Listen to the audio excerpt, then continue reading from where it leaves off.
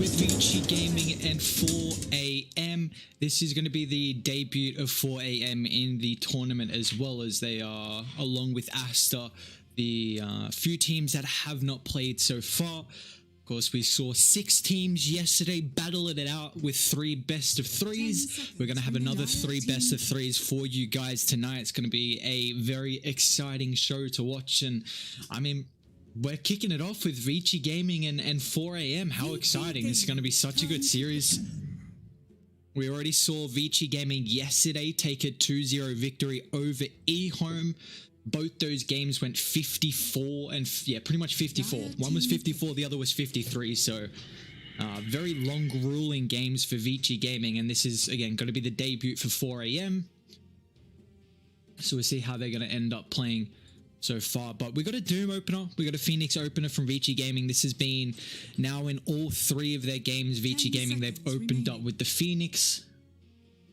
And you see the Ire respect ban as well from 4am. This is a hero that was Vici Gaming played in game 2 against eHome. They've shown a very high priority on the Ire support. So 4am just doing a little bit of their research, and also a lot of teams are banning up the Bloodseeker as well when they're versing Vici Gaming. So this is just, you know, doing the homework. Looks like every team kind of has this. They really don't want to let Old 11 get the Bloodseeker. Looks like Vici Gaming just been playing too goddamn well with it. I can't blame it, honestly. Like it's quite the hero. Honestly, I feel like a lot of people have mixed opinions on the Bloodseeker position 3. He kind of came in like all guns blazing, like everyone was, oh geez, look out, Bloodseeker 3, what's going on? And then he feels like people are kind of quieting down a little bit. Dire team ban. I got a Mars. Okay, so this is just a. I mean, it feels like honestly, this is a meta that we have seen for so goddamn long now.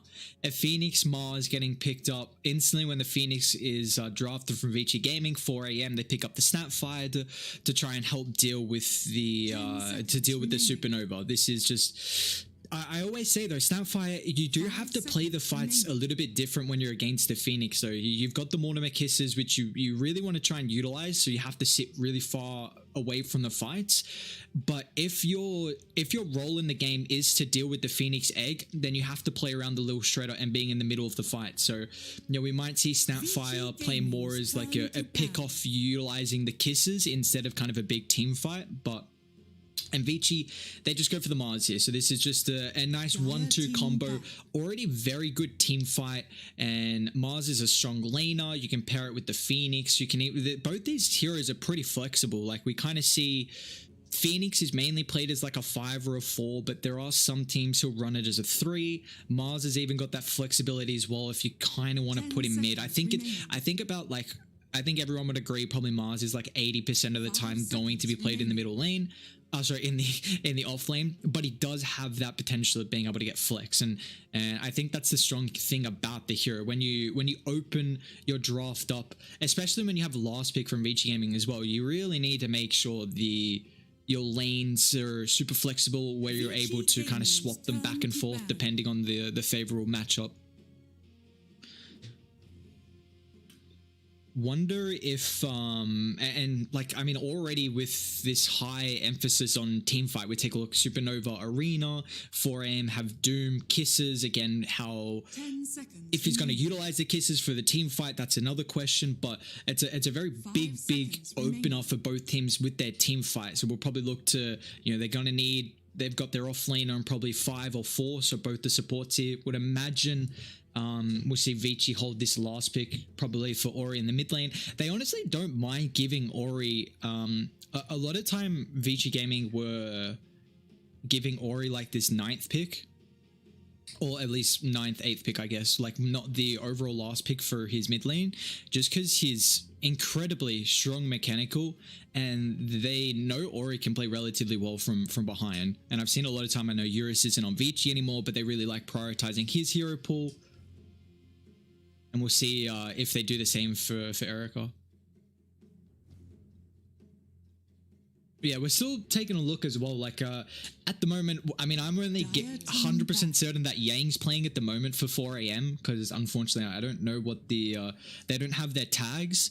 Hopefully we'll see in game, because sometimes the tags are different in game than what's showing in like the draft. So I guess we'll get a bit of a better understanding on who's actually playing for 4 a.m. because I know a lot of people were talking actually earlier before the match started on if Eurus was playing, or if a couple of people weren't playing for 4 a.m. So I think once we get into the game, I've got no background information as well, unfortunately. I'm not sure. So once we get in game, I'm sure we'll see. Hopefully they get the full tags. I don't know why.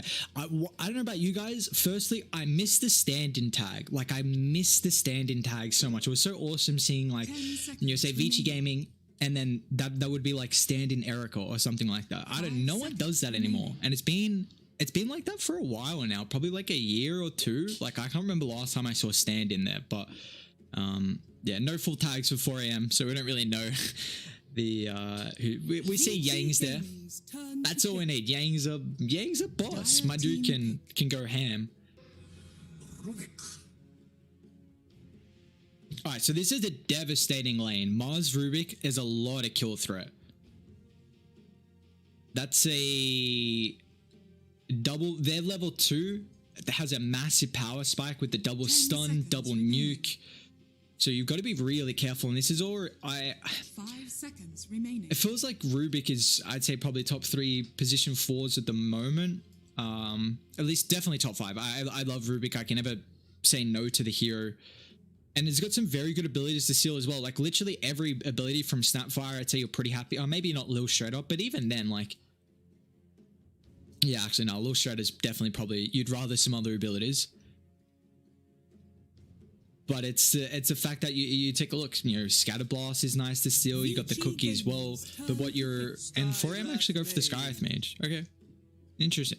So we saw yesterday Invictus Gaming drafted the Skyreth Mage a lot, and they were...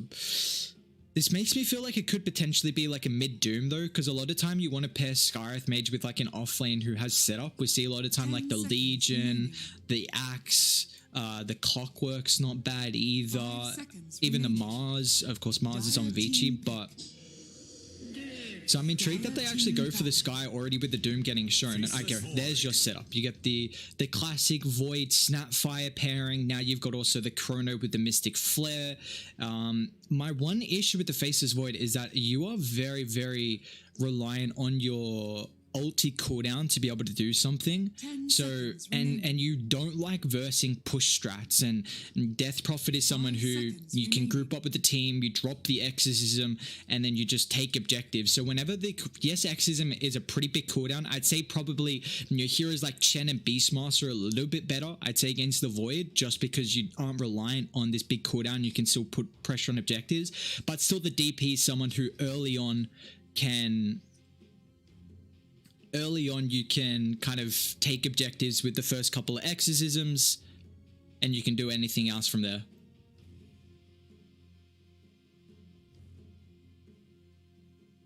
Vici Gaming. This is a lot of team fight though from both the teams. Like you take a look, it's pretty crazy, to be honest. You're drafting up so much team fight already, so we'll probably see, I mean, either team that pick off, I guess you can go Sky with another. Again, you have the flexibility if the Doom wants to go mid or in the offlane. 10 seconds remaining. But they might pick up like a Spirit hero to be able to play with the Skyreth Mage and find pickoffs. Because right now, Vici are probably going to group up with the EXO. Like level 6s is a big power spike from a lot of these teams. And 4AM won't have too much damage until the Sky gets levels, till the Snapfire gets levels as well. So both supports are kind of greedy in that regard, where they really need the experience to do something.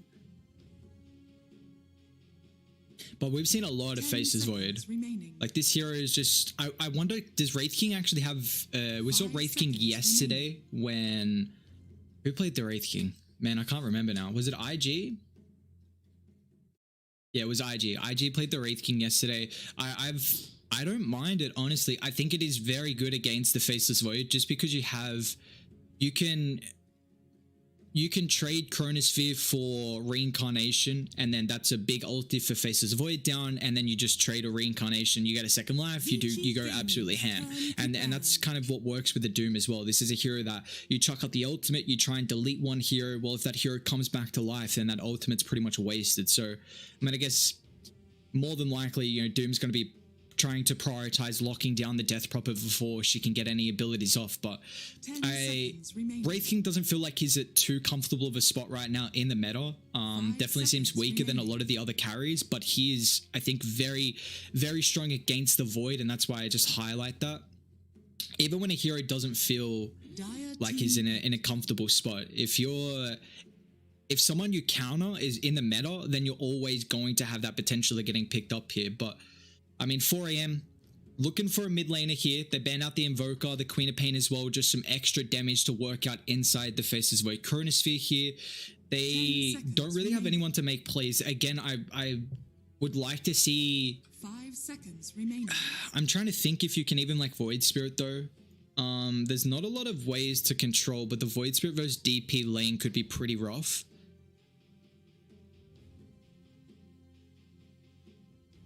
I feel like you're just gonna get sucked down. You can use to dissimulate, but even then, like you're still gonna get drained through that.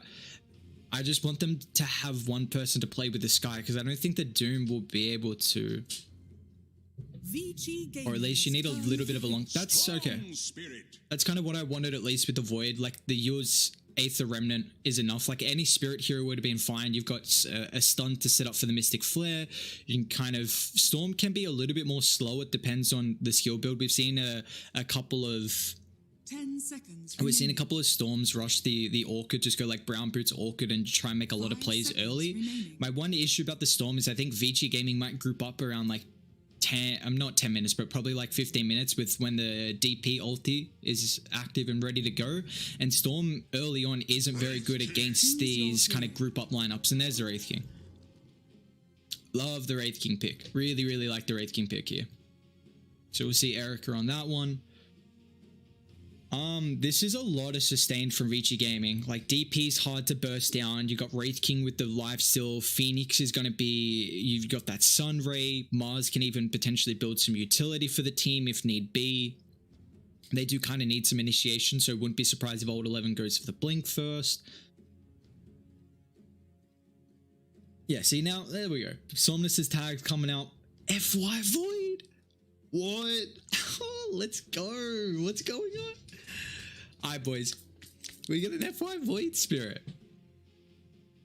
Oh, sorry, Faceless Void, not Void Spirit. Wait, I don't even know if I've seen FY play Position 1. Let's see. I'm intrigued to see this. So, of course, they're playing without Eurus, stand-in with GTR on the Snapfire here, but well, let's see how much FY's actually been playing. I think they're having issues with... Honestly, I'm not sure why Eurus isn't playing, so I'm not going to try and pretend like I know what really is going on there. But I guess we'll see how much FY's really been playing carry, if he's had kind of enough warning to maybe get a couple of days of carry practice in, if that's going to be enough. But FY is still such a strong, mechanically gifted player, and he's got such a high awareness of Dota. So I mean, I love FY. He's gonna do fine, but I love the Vici Gaming lineup. I think I was speaking about the Wraith King. I think it's going to work incredibly well, and they've got a team that can just group up, so the Storm makes it very difficult to get these pickoffs. I think the one big thing that they need to do this game from Vici Gaming is you need to tank up. You need to survive the Chronosphere, Mystic Flare, Mortimer Kisses combo, and then when that is on cooldown, you're going to feel super comfortable just to continue taking these engagements. So FY, my dude's straight chilling, playing a cheeky old faceless Void. At least what items has he got? He's got a pretty cool Void. All you need is the taunt, and then you're fine. If you got the taunt, then you're chilling. Then you can just spam that out and literally trigger everyone.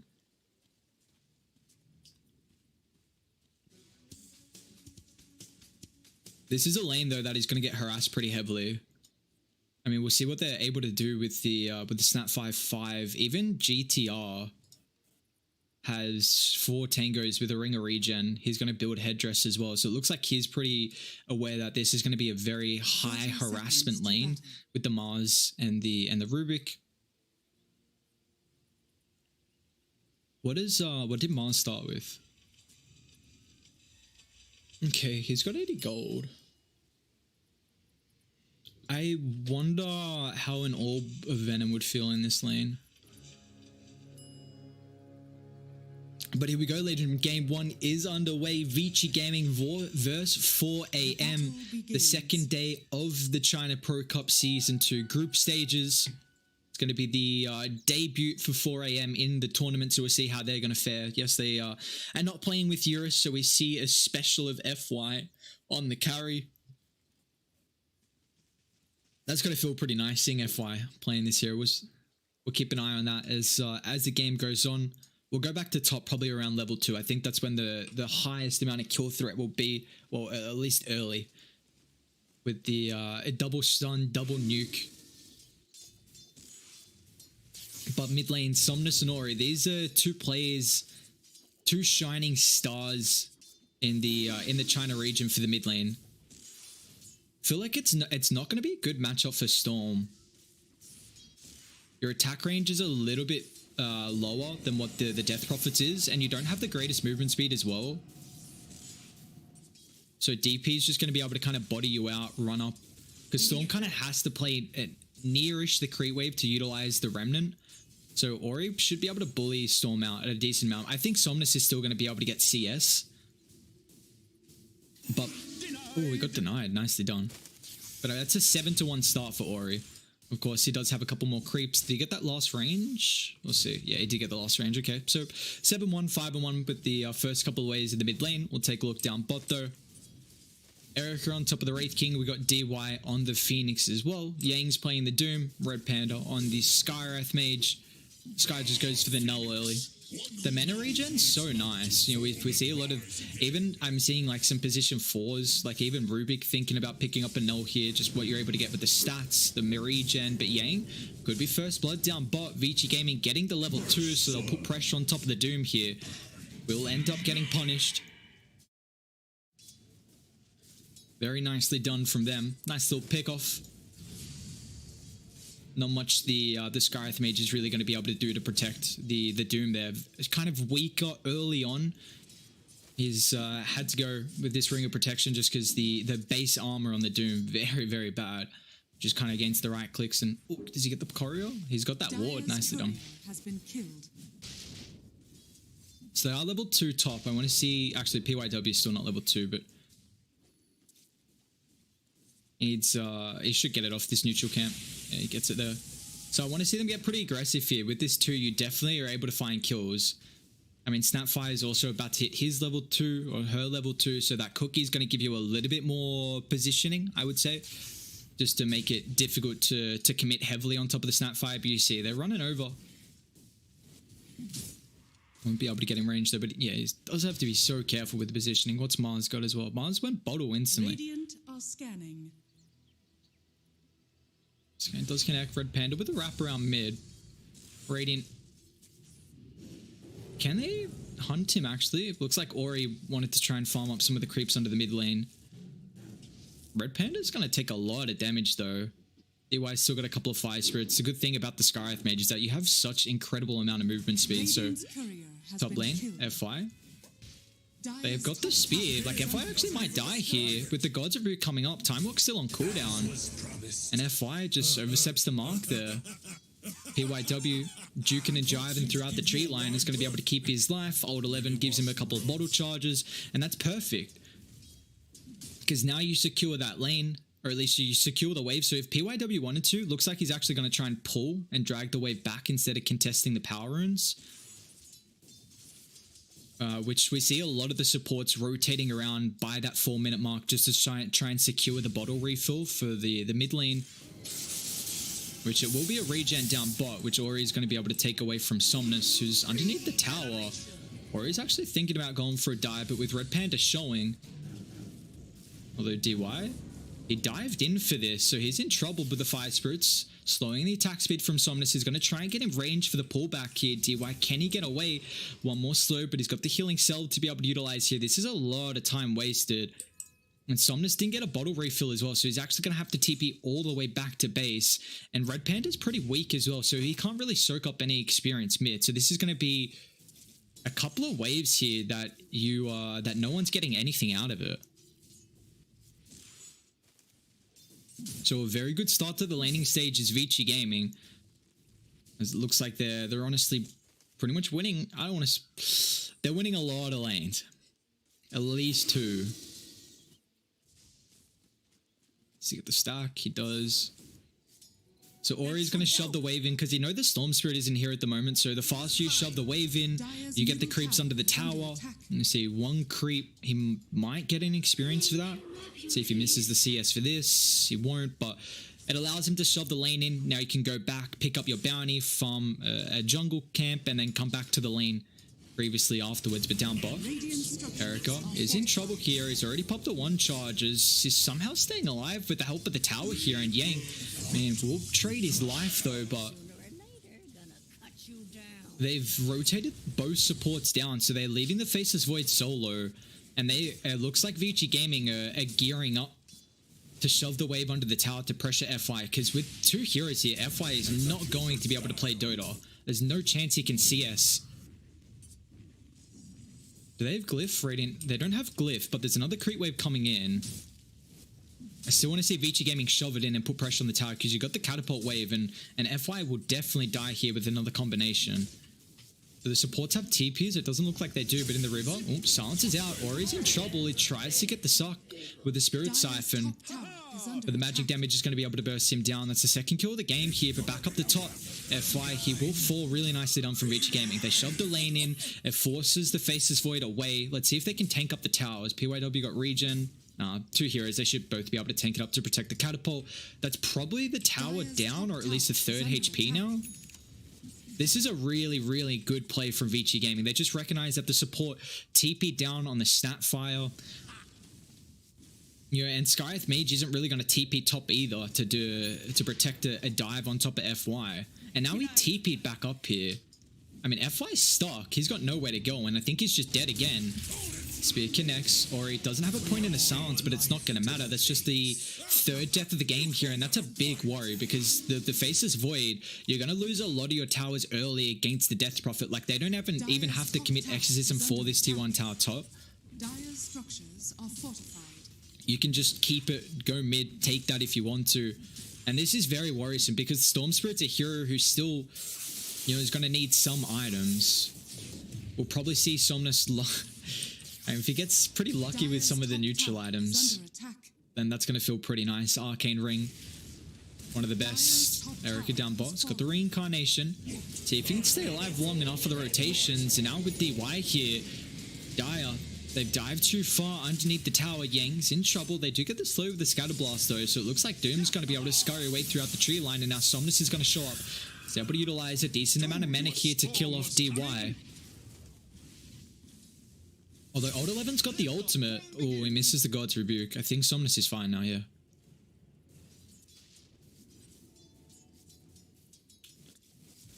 The Radiant just go mid with Mars Arena. Old 11 is in trouble right now. He's got some help coming over, but the silence prevents the spear. Somnus is completely out of mana if they're able to recognize this. Yeah, PYW is going to try and wrap in the river. Somnus is going to get cut off here. Even Erica's going to show up as well. They get the cookie. Nice communication coming through, but the telekinesis drags him straight back down to the low ground. Somnus just gets a little bit extra mana thanks to the sick charge and utilizing that arcane ring as well, so he'll be able to keep his life. The exorcism does get popped, but bottom is already shoved in, so it looks like Ori, about half duration left of this, so it's not going to be able to take the tower, but maybe a bit of chip damage. But Glyph getting popped. That would be it. So that's first exorcism of the game. You're not going to get anything out of it. Nice little bait. Somnus also gets that kill on top of the Mars, which Mars was, you know, top of the net worth, so very nicely played from him as mid. Somnus starting to get pretty active here with the zip on top of the Phoenix. Can he get the egg off fast enough? And he can just after the silence. They're going to try and heavily commit to try and bring down the Supernova. They will be successful, but what's the consequences? Now Somnus is completely out of mana, is going to try and utilize the bottle charges here. Radiant, can they get on top of him though? Somnus almost up to 200 mana, but Old 11 drops the arena. The speed does clip underneath the tier 2 tower, but they got the magic damage to bring him down. FY is going to TP in with the Chronosphere, and now with the help of the tower damage as well, Mars will fall. A bit of an overcommit with the dive there, but I think Radiant are pretty aware that if you shut down the Storm Spirit, that's how... Oh, PYW stole the Chrono. FY still able to run through, and now with the first hit bash, but he's so slow, man. 3 charges of that time dilation. Radiant want to think about taking a fight here. Ori's incredibly strong early. FY committed with the Time Walk into the fight as well, but he's got level 3 in it, so the cooldown's not too long, but it doesn't matter actually. Ori maxed out Crypt Swarm with the help of the Phoenix. And one thing I actually haven't brought up, but this Phoenix is level 7, guys. Both the supports on Dire are only level 5, and then you have the Rubik level 6, the Phoenix level 7, and the supports on Radiant. One, the Phoenix is a hero who really, really relies on getting experience out. Higher levels of Supernova, all your abilities do so much work. And the Rubik as well. So the fact that both these supports had their ultimates, didn't even need to use the tome, that's going to feel so good as this game continues. It's a Mask and Mandus build for Erica. I want to keep my eye on the Wraith King, because I do really want to see how the Wraith King's actually able to play. I brought up, again, I really like the matchup against the Faceless Void, and I think with how much the Faceless Void is getting played right now, it's probably top 3 carries at the moment. It always increases the value of Wraith King, just considering how good of a matchup it is. But Dire, Spidey senses are tingling with this smoke movement. Radiant wanting to come bot, considering they've got all their ultimates available. Dire, they're going to smoke themselves as well and head to top, where Mars is playing very aggressive here. Or something's going to get revealed pretty soon. Let's see who shows first. Old 11 Oh, you're in trouble. GTR's got the Mortimer Kisses as well. This is exactly what I wanted to see in the draft. You have a Spirit hero who's able to play with the Snapfire Mortimer Kisses and really more utilize this as a pick-off ultimate instead of a team fight ultimate, just because this game, Snapfire really has to play around killing off the Supernova instead. So I like what they're able to do there. And even as well, Storm Spirit paired up with the Skyearth Mage as well. But DY? I mean, he's got the Supernova and Radiant are coming over as well. DY might not even need to use it. Cookie, GTR finds a stun, but Radiant are pretty content with wanting to take the fight here. Somnus is going to clean off the Rubik now with the Wraith Fire Blast, connecting with a pushback spear on top of the Supernova, exploding. It's going to be a 1-for-1. DY does have to commit the Supernova there, but as Radiant, they group up. They don't have Exorcism and no Supernova, so this tower push is probably not going to end up working though.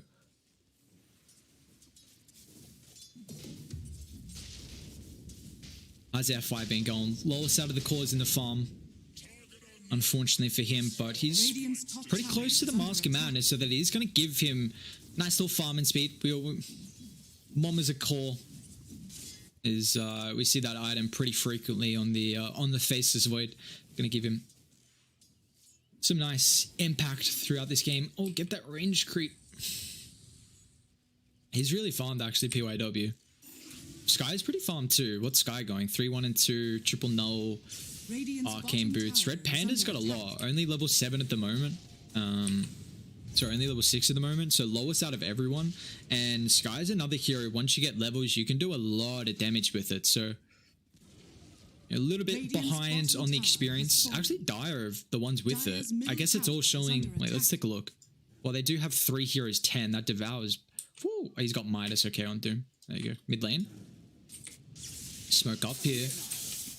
They're going to try and bring down Old 11 to start. The Sunray is giving him some protection, but now with the Chronosphere beautifully placed from FY, locks in both of them. DY takes the full brunt to the Force and the Mystic Flare, and now with the Doom getting cast out as well, they don't... Oh, PYW! Another stolen Chronosphere, and now Erica's going to come on the side as well to try and deal with Yang. They get a couple of crits under the tower. Yang's falling pretty low here. He's got to be careful. Will he actually end up dropping? But now with the zip on the back, Somnus, he doesn't give a damn about the Wraith King. He wants to hunt for the backline of Vici Gaming, as they still can continue taking this fight. Ori has the ultimate, now getting the stun on top of FY, but a quick time work under the tower. There's no more stun follow-up with the Wraith Fire Blast being on cooldown.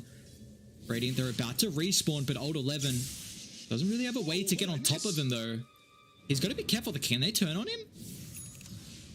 Mystic Flare down for another 15. They really want to get this tower though with the Exorcism. Looks like they should be able to. Although they pop Glyph. How long's left? Yeah, there's not long left actually. And Dire coming. Well, they've got Reincarnation. They probably need a couple more reinforcements. Unless this gets pushed out. Never mind. Well, Storm was pretty low on mana.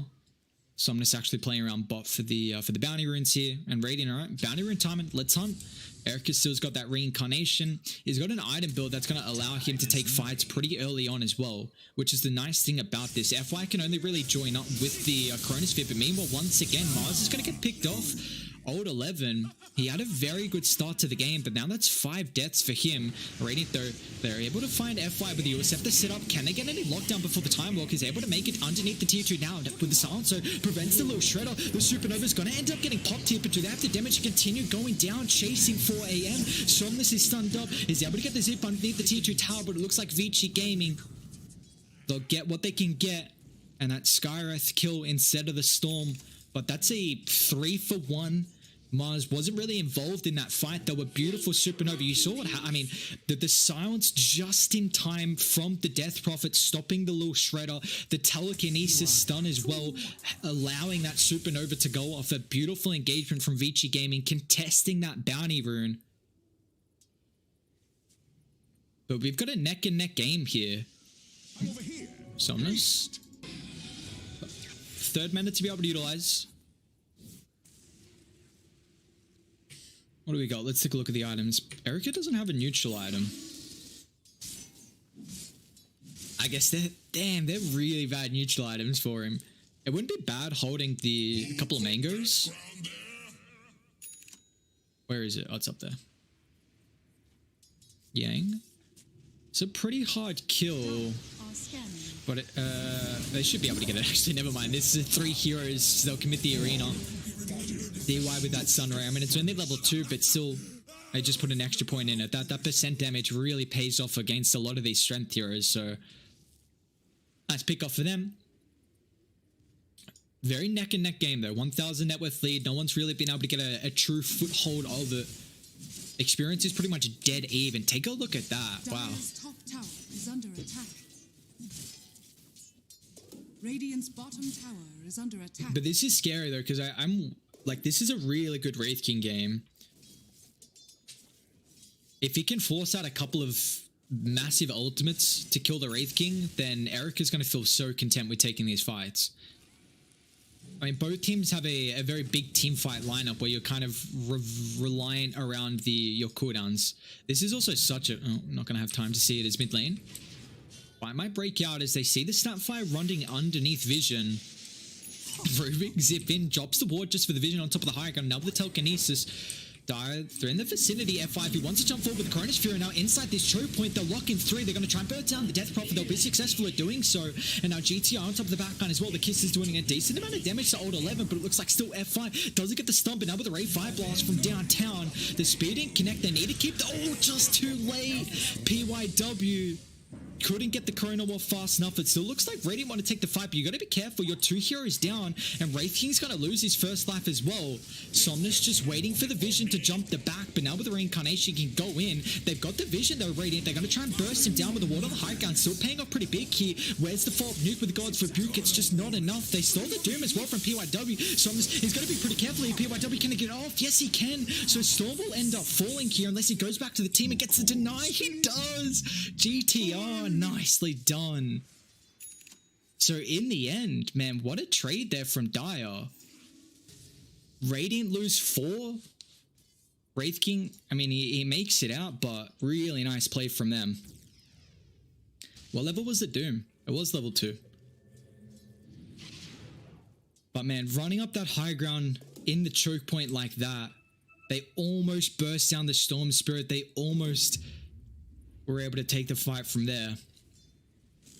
But just running up into the choke point. You see the commitment though, like in that chrono, if they can kill off the Death Prophet before Ori gets any abilities off, and they're actually going to Roche. This is such a good play.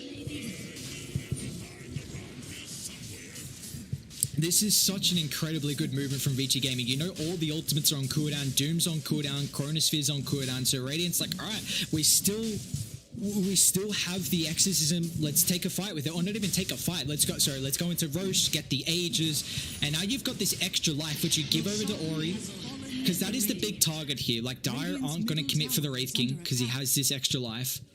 And now this is a big factor on Vici Gaming because you've got 2 heroes with an extra life, which kind of negates a lot of this team fight style that they have at the moment. RedPanda. Oh, he's in trouble, going on a bit of a warding expedition as the Skyeth Mage is going to end up falling. Very nicely done. Did they see? I didn't see fast enough if Radiant caught a glimpse of the Skyeth Mage warding, but they could be aware of it. Yeah, it looks like DY is scouting out. Doesn't see it on the high ground. Has he got another sentry? He doesn't. It's Rubik got. Rubik doesn't either. That's a nice ward. It's going to see a lot for them down bot. They'll probably try and smoke to it eventually and put pressure on top of the tier 2 tower with it shoved in. But the issue is you're now down with the Aegis on Radiant. So making a movement around that. But as we take a look at the items, Somnus is getting closer and closer towards the Bloodstone. Doom, he's got his own BKB, so a 10-second duration for Yang. Meanwhile, how's FI going?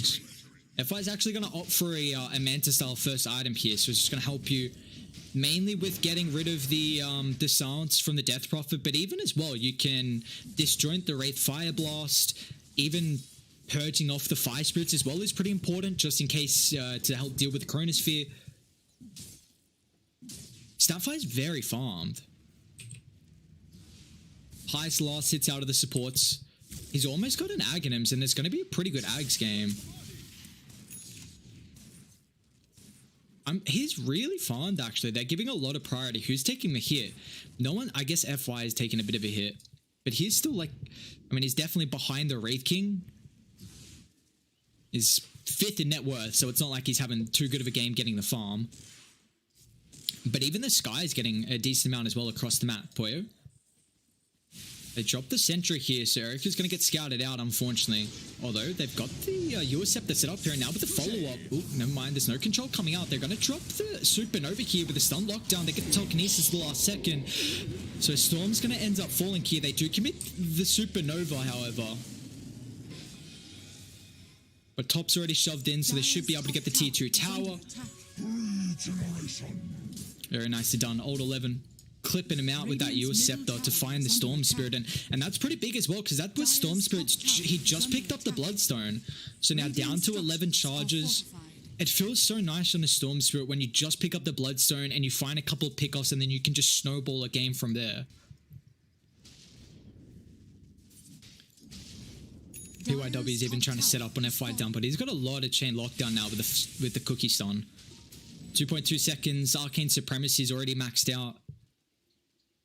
So more amplification on the stun lockdown. He's even got a blink. They just picked up multiple blinks as well, I believe. Yeah, Old 11 just got his own. She's going to need a Eurus Scepter right now. This dive is way too deep. Radiant should be able to punish them, but FY on top of the backline. They'll commit the Chronosphere. Remember, they have the second life on top of the Death Prophet here, so they continue the fight. Wraith King Bull. Try and wrap around. They get the Wraith Fire Blast on top of Yang. He'll commit the BKB. They still have the Doom as well, but it looks like 4 AM. They want a hard retreat considering Ori popped that X's and they're diving pretty far here. Ori's got to be careful. The Doom will get committed. They're not tanky on DP. This Boots of Travel pickup is interesting. So Dire don't have... The one thing for the Doom is... If you chuck... The one thing you hate is when you chuck out an ulti and the enemy team just runs away. Like, if you don't have a team that has some form of stuns to lock them in. So, how do they go split pushing out the map? Like, Mars is pretty decent, Rubik's decent, Phoenix is decent. So, they actually have very good split push, or at least wave shoving potential with their heroes. So, Boots of Travel is kind of just going to enable you to get farm wherever needed and then also join in the fights. But I actually really think the movement speed is the important thing, FY. They've got the Death Prophet coming over, FY, with the break. Does have the Manta though, so dispels off the silence. And meanwhile, actually down bot, Skyreth Mage is going to end up falling. PYW's got the blink forward as well. With the telekinesis being on cooldown, Old 11, he still wants to hunt though. You'll accept the setup. It's such a good item when a Mars is ahead. Like, this is a hero who is really reliant on your mana pool. You've got a bad mana pool. So you get some regen, some movement speed's always nice as well. Like, he's a pretty slowish hero if that's, you know, where the phase boots can come into play. And now it sets up for that spear. It's just more catch for Old 11. And we've seen it pay off pretty big this game so far. He's been getting a lot of key pickoffs and yeah, we saw that pick off on the Storm up top where he dropped down after the Eurus Scepter with the Supernova, and that was because Mars had that Eurus. Radiant, they're wanting to link up with that top outpost. They do have an observer board on where FY is, but he's got a couple of heroes on top of the backline here. I don't know if they can burst him down. Silence is going to prevent the Gods of Rubik. Erica was wrapping around though.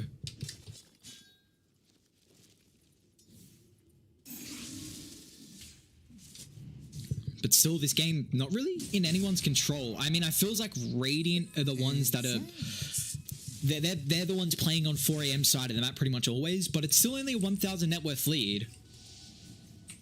Old 11, he's hunting. Finds the Sky. That's actually a pretty important target. It's a lot of their damage inside the Chronosphere to burst down one of the key heroes here. And now the Doom as well.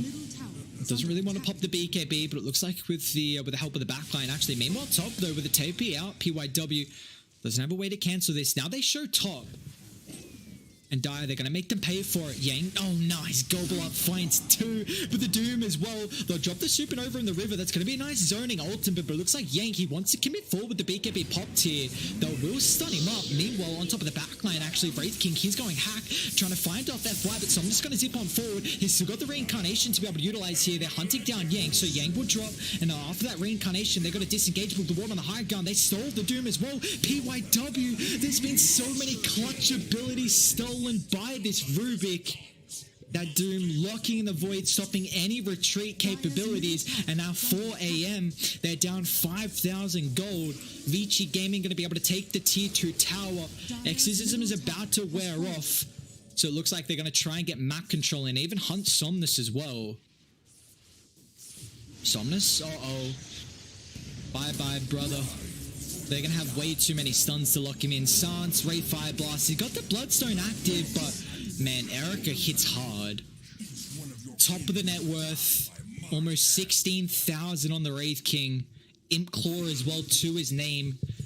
Just have the tier 3 neutral items coming up. But the pick-off potential now. Silver, like you got the Silver's Edge on Erica. Rubik Blink, Mars Blink, even DP to be able to hold someone in with the Eurus and just have any more follow-up.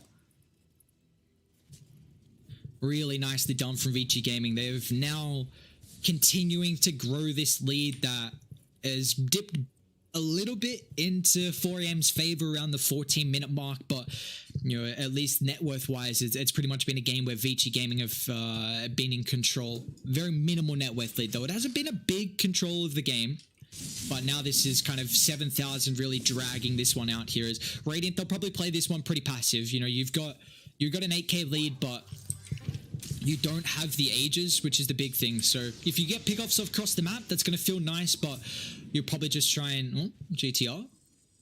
Yeah, you'll probably just try and wait, claim that ages, hold the ultimates, maybe smoke, get a pickoff, and then go Roche if you really are worried. Because Dai is still taking a fight around Roche, you know, dropping Chrono, dropping Kisses with Mystic Flare. Like, it is still going to be a considerable amount of damage, so Radiant have to be careful.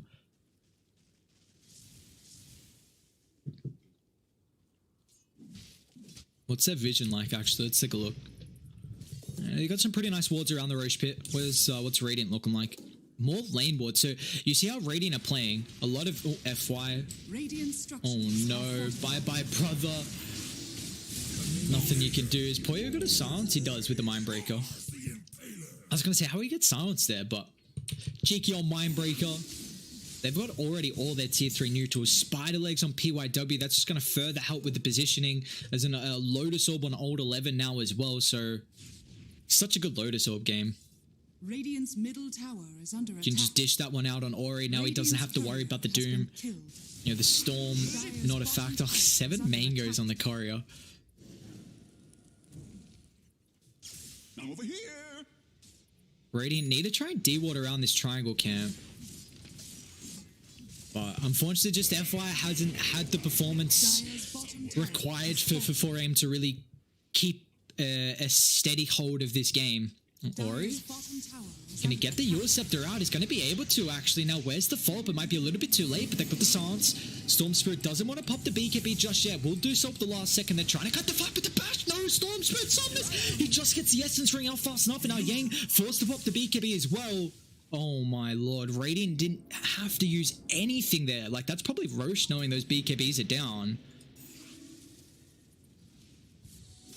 TY's even got a Holy Locket. My dude's got so much regen. Oh, he's holding the repair kit, okay. I was gonna say, what the hell? Seen a couple more people actually hold repair kit, because 53 regen is nuts. That's so much regen, actually. Wraith King looks like he went for a casual Hyperstone. I don't mind that at all, considering like you have this basher, so a proc item just without attack speed. You're going to build back into it eventually. So I miss the casual Hyperstone. I remember when CTY was going on the anti-mage, like he'd pick up that casual Hyperstone. It's always an interesting build. There's a Halberd now on Rubik. Dude, Rubik is so farm. 1,600 gold behind the Faceless Void, who's going to actually defuse or blade this game. Well, unfortunately, it's a bit of a late defuse. Oh, Somnus, no. The spear connects. And he's just not going to be tanky enough to survive through it. Vici Gaming, that's another pick-off, man. Vici have been... I mean, what I wanted to say before is you take a look at where their wards. There was a ward top. There was a ward kind of down in this lane as well. A lot of vision just to see who's trying to shove in the side lanes to enable them to find the pickoffs. And 4AM haven't been able to de-ward it. And it's really been the bane in their backside.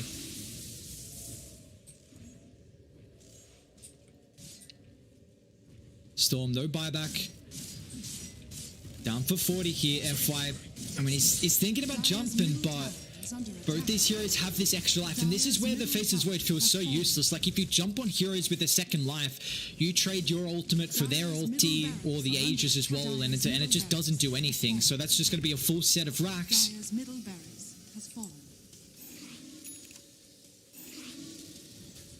As now Radiant continuing to get a full foothold of this game. I mean, it's a 16,000 net worth lead.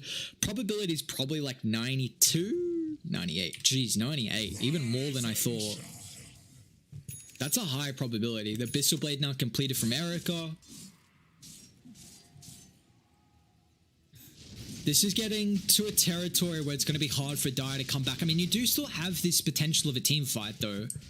But I think you're probably going to have to end up...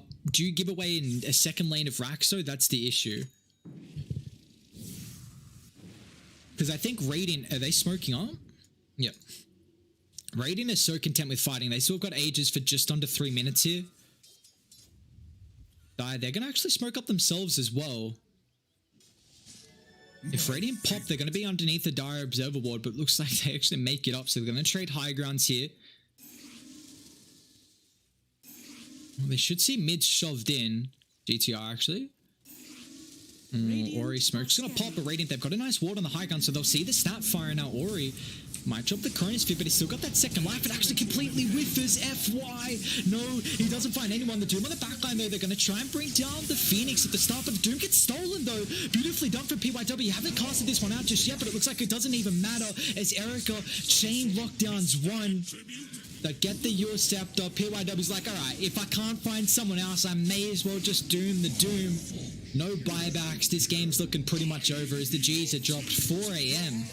They got to call it quits here. A 33-minute for Vici Gaming. This is a really solid performance from them. This felt like it just came from a lot of their pickoffs, honestly. That's what it felt like. A lot of pickoffs onto key heroes. We saw Storm get picked off a couple too many times. We saw the Faceless Void get picked off a couple too many times as well. And unfortunately, they just... This is the issue. Like, even though Faceless Void, they picked it into the Death Prophet, and even though these heroes both have a pretty long cooldown, like, the big issue is that the DP is just going to take objectives early. So Void has a bad laning stage, which he already did, like, died 3 times from those movements from Vici Gaming, and that's the big thing. We saw 4 AM, they rotated the support out of top, so Void was left solo, and then as soon as Vici Gaming had that 5-minute catapult wave, they just shoved the tower in. They knew the Faceless Void couldn't see us under tower with a Mars and Rubik just running at him mindlessly. So it means Void doesn't have a lane. And then you have a Death Prophet who just takes towers super early. So now how do you catch up in the jungle? Because Storm, he was going Bloodstone. So he was kind of, you know, honestly, Somnus was pretty active at that early stage for a couple minutes. And then he was trying to...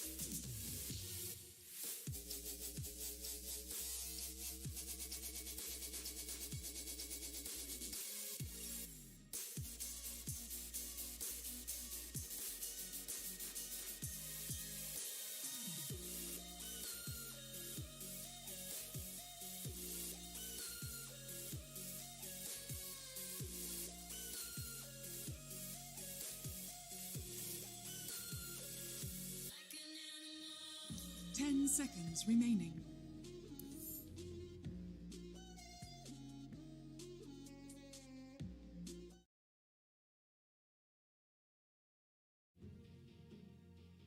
Welcome back, ladies and gentlemen. We've got game 2 underway between Vici Gaming and 4AM. The boys over on Dire, they got their backs pushed against the wall here after a hell of a game 1 performance from Vici Gaming. They're able to take that game 1 down 33 minutes in. We will probably see... Oh, IO. Okay. Alright, so I thought 4AM might go into it with a Phoenix Mars opener. What I was wanting to say is the past couple of times, well, at least through the CDA FDC, 4AM were a big fan of opening up with the Undying Mars. You know, one of those heroes is banned out already from Vici Gaming. They got rid of the Undying, so they've done a little bit of homework there. We're trying to prioritize the position 5 very strong laning support. And 4AM, they actually banned out the IRO last game because of how well Vici Gaming have been playing it. But the fact that 4AM, they've got first pick this time, so they're like, all right, you know, we don't have to ban the IRO, but if we let it through, we're going to have to pick it first, and that's what they do. And they're even going to go with a combo of an IRO Ogre, so this is a lot of amplification for any of their carry or any of their cores here, an immense amount of attack speed. We do see Vici, though, go for the Lena straight away, so this is going to give them a nice way to nuke the IRO down before that sustain comes out. And any AoE damage, sorry, any AoE control is very good against the IRO. This is a hero that's going to be always grouped up with more than likely one other person in that radius, so it's a lot easier to hit a AoE combo there, so... But we'll probably see, I imagine Vici Gaming, because 4AM have already opened up with their double support combo here, they're going to have to ban out a couple of carries. You see the lifesteal is going to get taken care of. So just a matchup versus the Axe. And this is probably what I imagine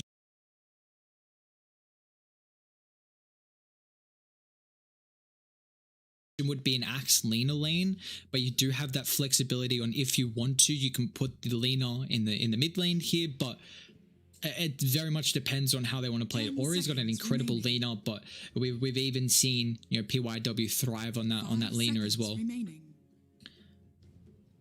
What carries do they want to play versus the Axe though? That's a thing. I feel like Lifesteal's matchup early on is pretty sound.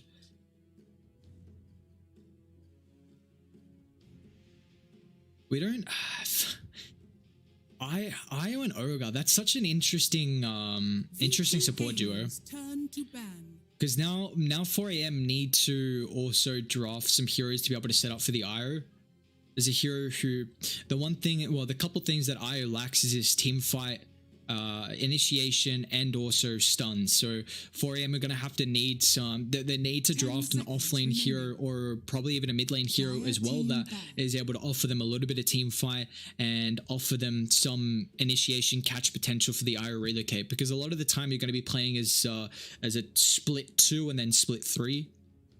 Yeah, sorry, I should say you'll split it up 2 and 3 as groups, and then being able to come in, get that gank, or join with that team fight is going to be pretty important here. And the Ogre's not really... I mean, I guess you have a stun, but I feel like we're definitely not going to see the Ogre Magi being the one who's finding the catch on the side lanes and the one who's being able to get that set up there.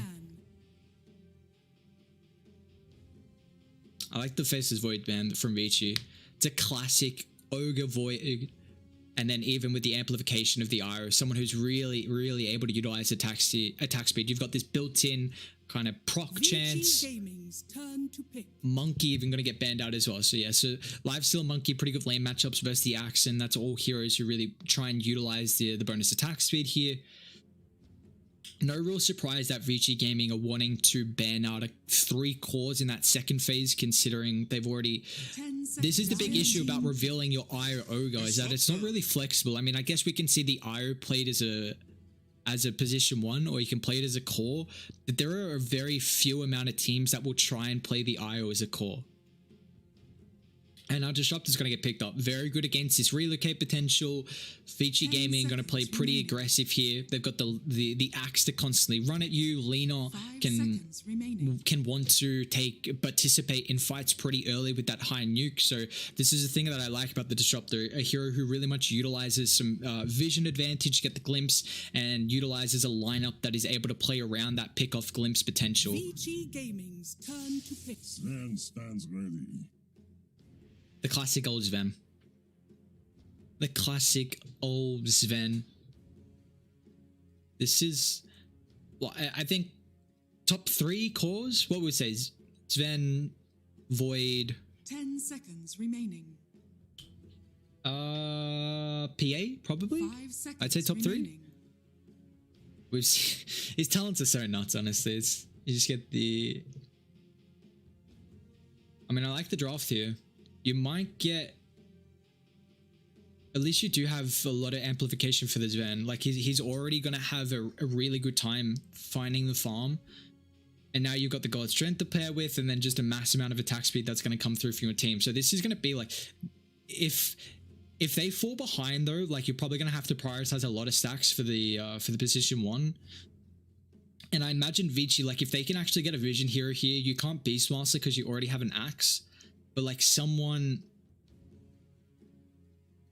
like TA, Zeus, some form of vision to, because I think what they want to do is contest the stacks. And then if Sven really doesn't have a triangle camp where he can farm, then you know the Io and the Ogre is not really going to be able to provide damage through this lineup already from 4 AM. It's kind of really just two supports that want to buff up your cores. So if they fall behind here and their carries aren't able to have a good game where you can actually keep online, because FI last game, you know, he had a mediocre laning stage and they're actually going to drop. They just want to push it. I'm worried that I think later on Sven against Drow is going to be a bit of a yikes. But you can really, you're around 15 minutes, you get pretty active early. It's a great Ember game. It's actually a good Ember game.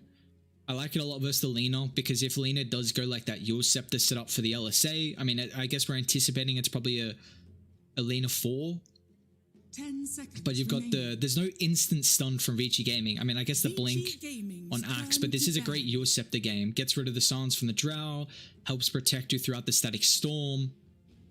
There's not the easiest way to lock in the Ember, so Somnus is going to have to play this one pretty active here, and it is also a hero that's able to set up for this relocate gank potential. But now as the last pick in their offlane, they really need team fight. Like Mars, is Mars banned? This is like the perfect game. Mars is not banned. Okay. I mean, I think Mars against Drow is just so top tier. This is a Vici Gaming's turn to ban. They banned Viper as well. Okay, that's such a bad matchup for the Ember mid. It's a real big yikes. But yeah, the thing about the Mars is the fact that you drop, if you don't get one, you're an initiation hero and a team fight, which they're really needing. And if you get the Drow inside the arena, then you know Drow doesn't want heroes to be on top of you, so you're probably going to be able to kill her. And even if the Drow's not stuck inside the arena, well, you can't hit through those walls. The volleys of the multi-shot will go through, but that's still, you're not going to be able to right-click through that duration of the arena, so it will stop a lot of the damage. And it's also a pretty good pairing with the IO. What other offlane, what other teamfight offlanes can they provide? They could Centaur, honestly. Not really teamfight. Stampede's pretty nice to help get on top of the Drow, but maybe you're okay with the Ember Sven. They're gonna brew, okay. I mean, if they fall behind, they have absolutely no damage. Like, absolutely no damage. And we don't really see Brewmaster a lot. And their laning stage, I mean, I guess you have Io to kind of get the Cinder Brew proc. It's not going to be... 10 seconds remaining. There's probably some better heroes to find that Cinder Brew connection. 5 seconds remaining. But there's not a lot of AoE damage to get the Brewlings. They're looking for the matchup for the Ember mid, though.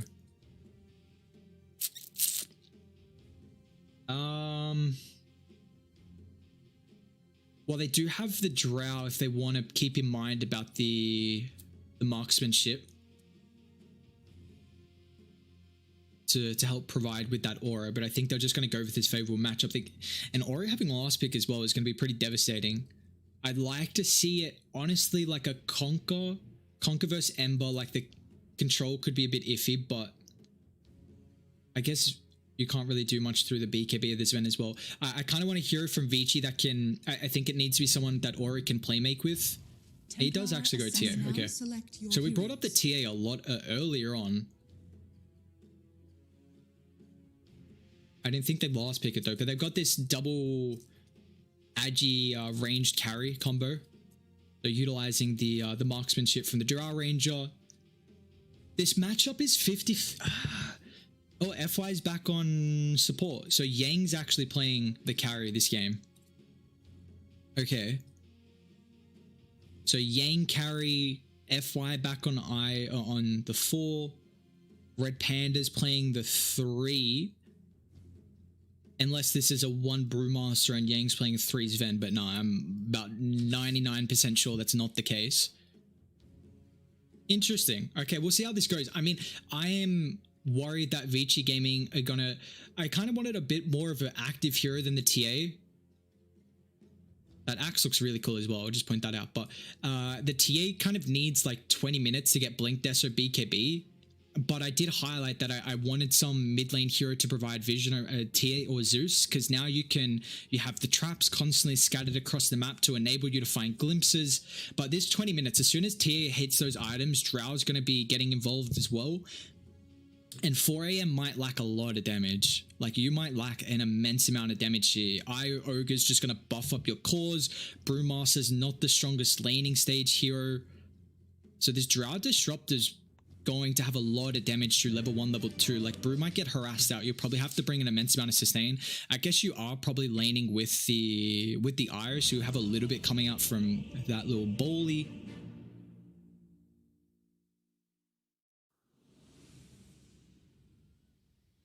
So a little bit of a switch up though with the positions from 4 AM.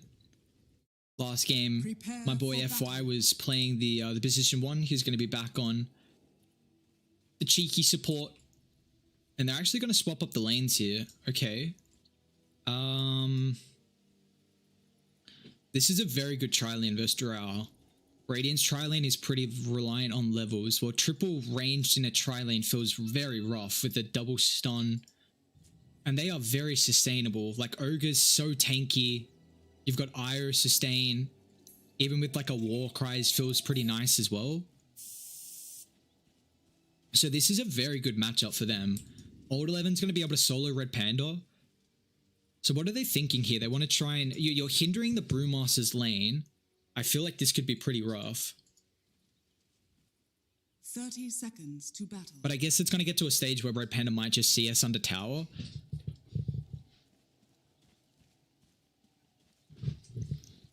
Axe down...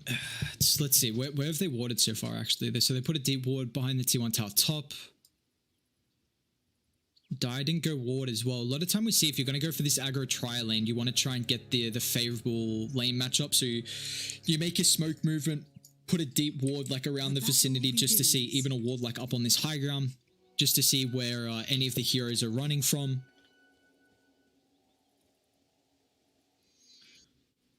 But they're going to hold it. So it'll be... and the natural dual lane, they're actually not going to try versus the Drow. This is still going to be very good for 4 AM. You might... How much regen have they got? FY went double fairy firing. Okay, so that's a lot of regen from the IO. Sven's got a little bit. Just one set of tangos. I guess you got that brace. So the branch to be able to utilize as well. But here we go, ladies and gentlemen. Game 2 is underway. So, I mean, this mid matchup, I didn't really speak about it too much. You know, conceptually, the Emperor has a way to be able to deal with the refraction. But a lot of time when Somnus, being a melee hero versus the Templar Assassin makes it very difficult. As you already see, the side blade Somnus, oh my god. Woo! My dude almost just gets shredded by Ori. This is such a skill-based matchup. Like, TA can take over if you're able to play incredibly well with the side blades. So even when Somnus like gets aggressive and tries to burn down that refraction with the flame guard, like Ori can still man fight because of the bonus damage you get from it. We'll keep an eye on that as it continues, but top's going to be pretty good here from Radiant. This is kind of like Ogre. He's only got, I mean, he's got a stick and some mangoes. Chucked out a couple of ignites at the moment, but the harass from Radiant's going to be far superior. I guess it's nice because you need some way to get the Cinderproof proc, and now with the level 2s, actually, they find it before Vici Gaming, so Old 11, he's in trouble here. Ignite's going to wear off, so he gets that movement speed, but RedPanda's able to get the body blocks through. They need the mana. Now with the stick charge, last stun will fly in RedPanda with the thunderclap. Really nicely done from Dire. Oregon not even going for a point in the bloodlust, just multiple ways to be able to get that Cinderbrew proc. This is a lot of experience that might be wasted as well. You see PYW is trying to make sure it doesn't go underneath the tower. Should be able to get that pull as well. There's a lot of experience though, and it doesn't... They need to protect the hard camp though. Or is he just stopping the double pull? Okay. Let's take a look. How's his bottom lane going so far? Erica and DY, the double ranged against the Sven playing up in the off lane here. No, actually in the river, top, PYW. He's in trouble, LSA. Does find one connection. It does also force RedPanda away. Oh, the courier. Now, it's too slow. Dire's courier has been killed. Rest in peace, ghosty bird. You will be missed, brother. How's his matchup continuing mid? 15-5, 13-3. So Somnus been able to CS a little bit more as this goes on. So instantly refraction taken away, but the damage is just so much. Like Somnus can run up, but you just get right click down. You got to remember the side blades being that pure damage as well. So he's got a little bit of armor coming through from the ring of protection, knowing that he's going to get right click even with that refraction. But we'll probably see some movements coming through from the supports, especially by that power and timing. So if they can get the Eco Relief Room with the creep wave, there's not really much an Io is going to do to come over. I guess you can at least give some additional protection. Ori? Oh, no. Really pushing back Somnus, and the fact that Ori is having a really good start is mean she's going to be able to fall back into the jungle and just get a mass amount of farm coming through down bot. DY falling low. They might be able to turn on FY though. Erica with the Frost Arrow slows. Both Yang and the IO is incredibly weak. Oh, that's so lucky. They refill the bottle. There's an Invis rune bottom as well, so he's going to get full health and still full bottle charges to be able to utilize. Really nicely done from the Ogre. Helping out that mid lane, because top shoved in. So RedPanda's okay farming underneath the tower. But I wonder when Old 11's going to cut. Looks like he's thinking about it now. Oh, he didn't get the melee. Okay. Actually, RedPanda?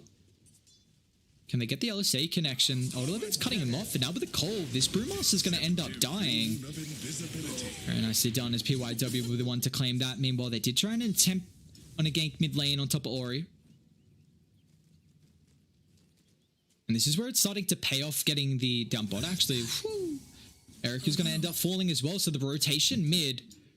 DY looked like he TP'd in, try and refill the bottle for Ori, but that just left the Drow Ranger solo down bot, who hasn't been CSing too well, but Somnus mid. Kinetic Field's going to trap you in. He does have the chains to hold back Ori. He's going to try and turn now with the Flame Guard, though. The right clicks are still stacking up from DY. Somnus pops the Fairy Fire, and now with the IO coming over as well, he's going to have another chains up in a couple of seconds. Ori needs to help out with the side blades.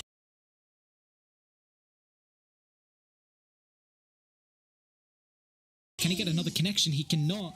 Somnus playing on the low ground. Ori's about a third HP here. Still can utilize the refraction, just in case they get a bit aggressive there. What happened with the bounty?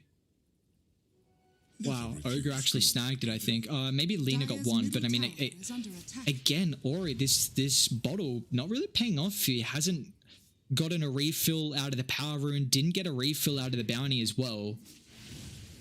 So that's always going to feel pretty rough for you. At least the good thing is, I mean, Vici Gaming are going to have a free farming axe. Top of the CS is going to be able to drag the wave down. And as long as they give like a decent ward just to see the Ember rotating, which they do have, like a river ward right now. I mean, Ember can wrap around through the jungle. But as long as Ori keeps this lane shoved in, it should be pretty obvious whenever the Ember's making a movement. Ori, can he get it? Somnus might take a decent amount of damage here. PYW's actually coming over. Needs to try and bottle up just in time for the Remnant. Now Erica down bot though. They're thinking about a dive here. They have this sustain coming through from FY. Kinetic Field's going to give them some space. And now with a deep movement, Yang, he doesn't have the Storm Hammer just up. So the TP rotation from PYW is going to punish this aggressive movement. You do see how much pressure they're putting on the Drow. But once she gets level 6, she can still start to fall back to the jungle. It is not as strong as what it used to be. Dire's courier has been Yeah, the one hit with the marksmanship. How nuts was that? How I can't believe that was a thing where marksmanship proc one hit goddamn ancients. They've got the ultimate from RedPanda. They probably need to force it out here, but now with the TP, Somnus will be able to cancel that. Really nicely done. That's a pretty big pick off because Old 11's probably top of the net worth. We'll take a look. Yeah.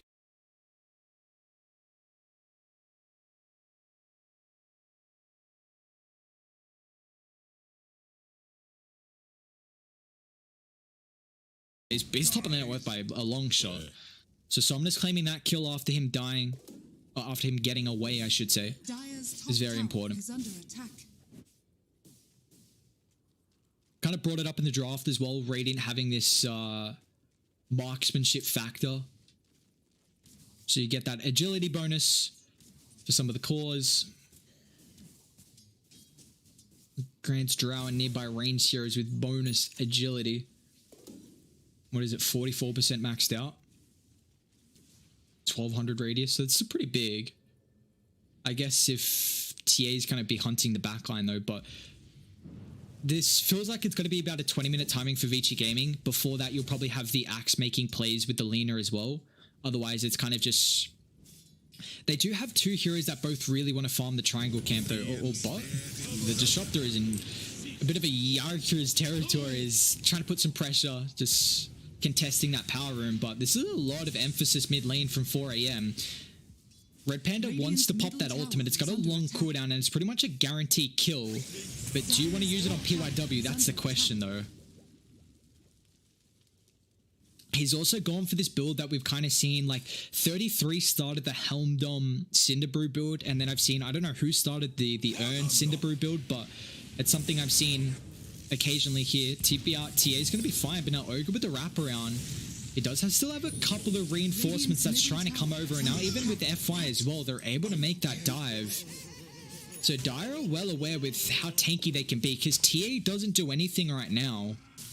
You need these items, and Drow as well is not getting involved, so Radiant have two cores that won't really be able to do too much, and Old 11's still trying to find the farm for the Blink too, so Dire well aware that they can kind of make these movements with how tanky they are, and they don't have to worry about the stuns because Radiant have a lack of them at the moment. So a nice heads up movement from 4 AM, just recognizing the spike in their power. And now with this T1 tower falling early on, again, like this is a team from Vici Gaming. They are going to play very passive for the first kind of 15 minutes of the game, even 20 minutes of the game as well. So the fact that you take the T1 tower is now going to make it even easier for 4 AM to make these aggressive movements. I mean, it's quite the aggressive one at that. Diving underneath the T2 tower. They're not going to try and clean off the TAs. They'll have to back off Ogre Magi. Cold down. No, actually, they get the stun. I mean, he's still going to end up dying.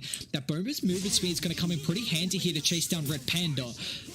As a primal split's going to end up wearing off. Even Somnus is looking to get involved as well. They deal with the refraction, but now with the glimpse away, Somnus still able to get back forward with the Remnant.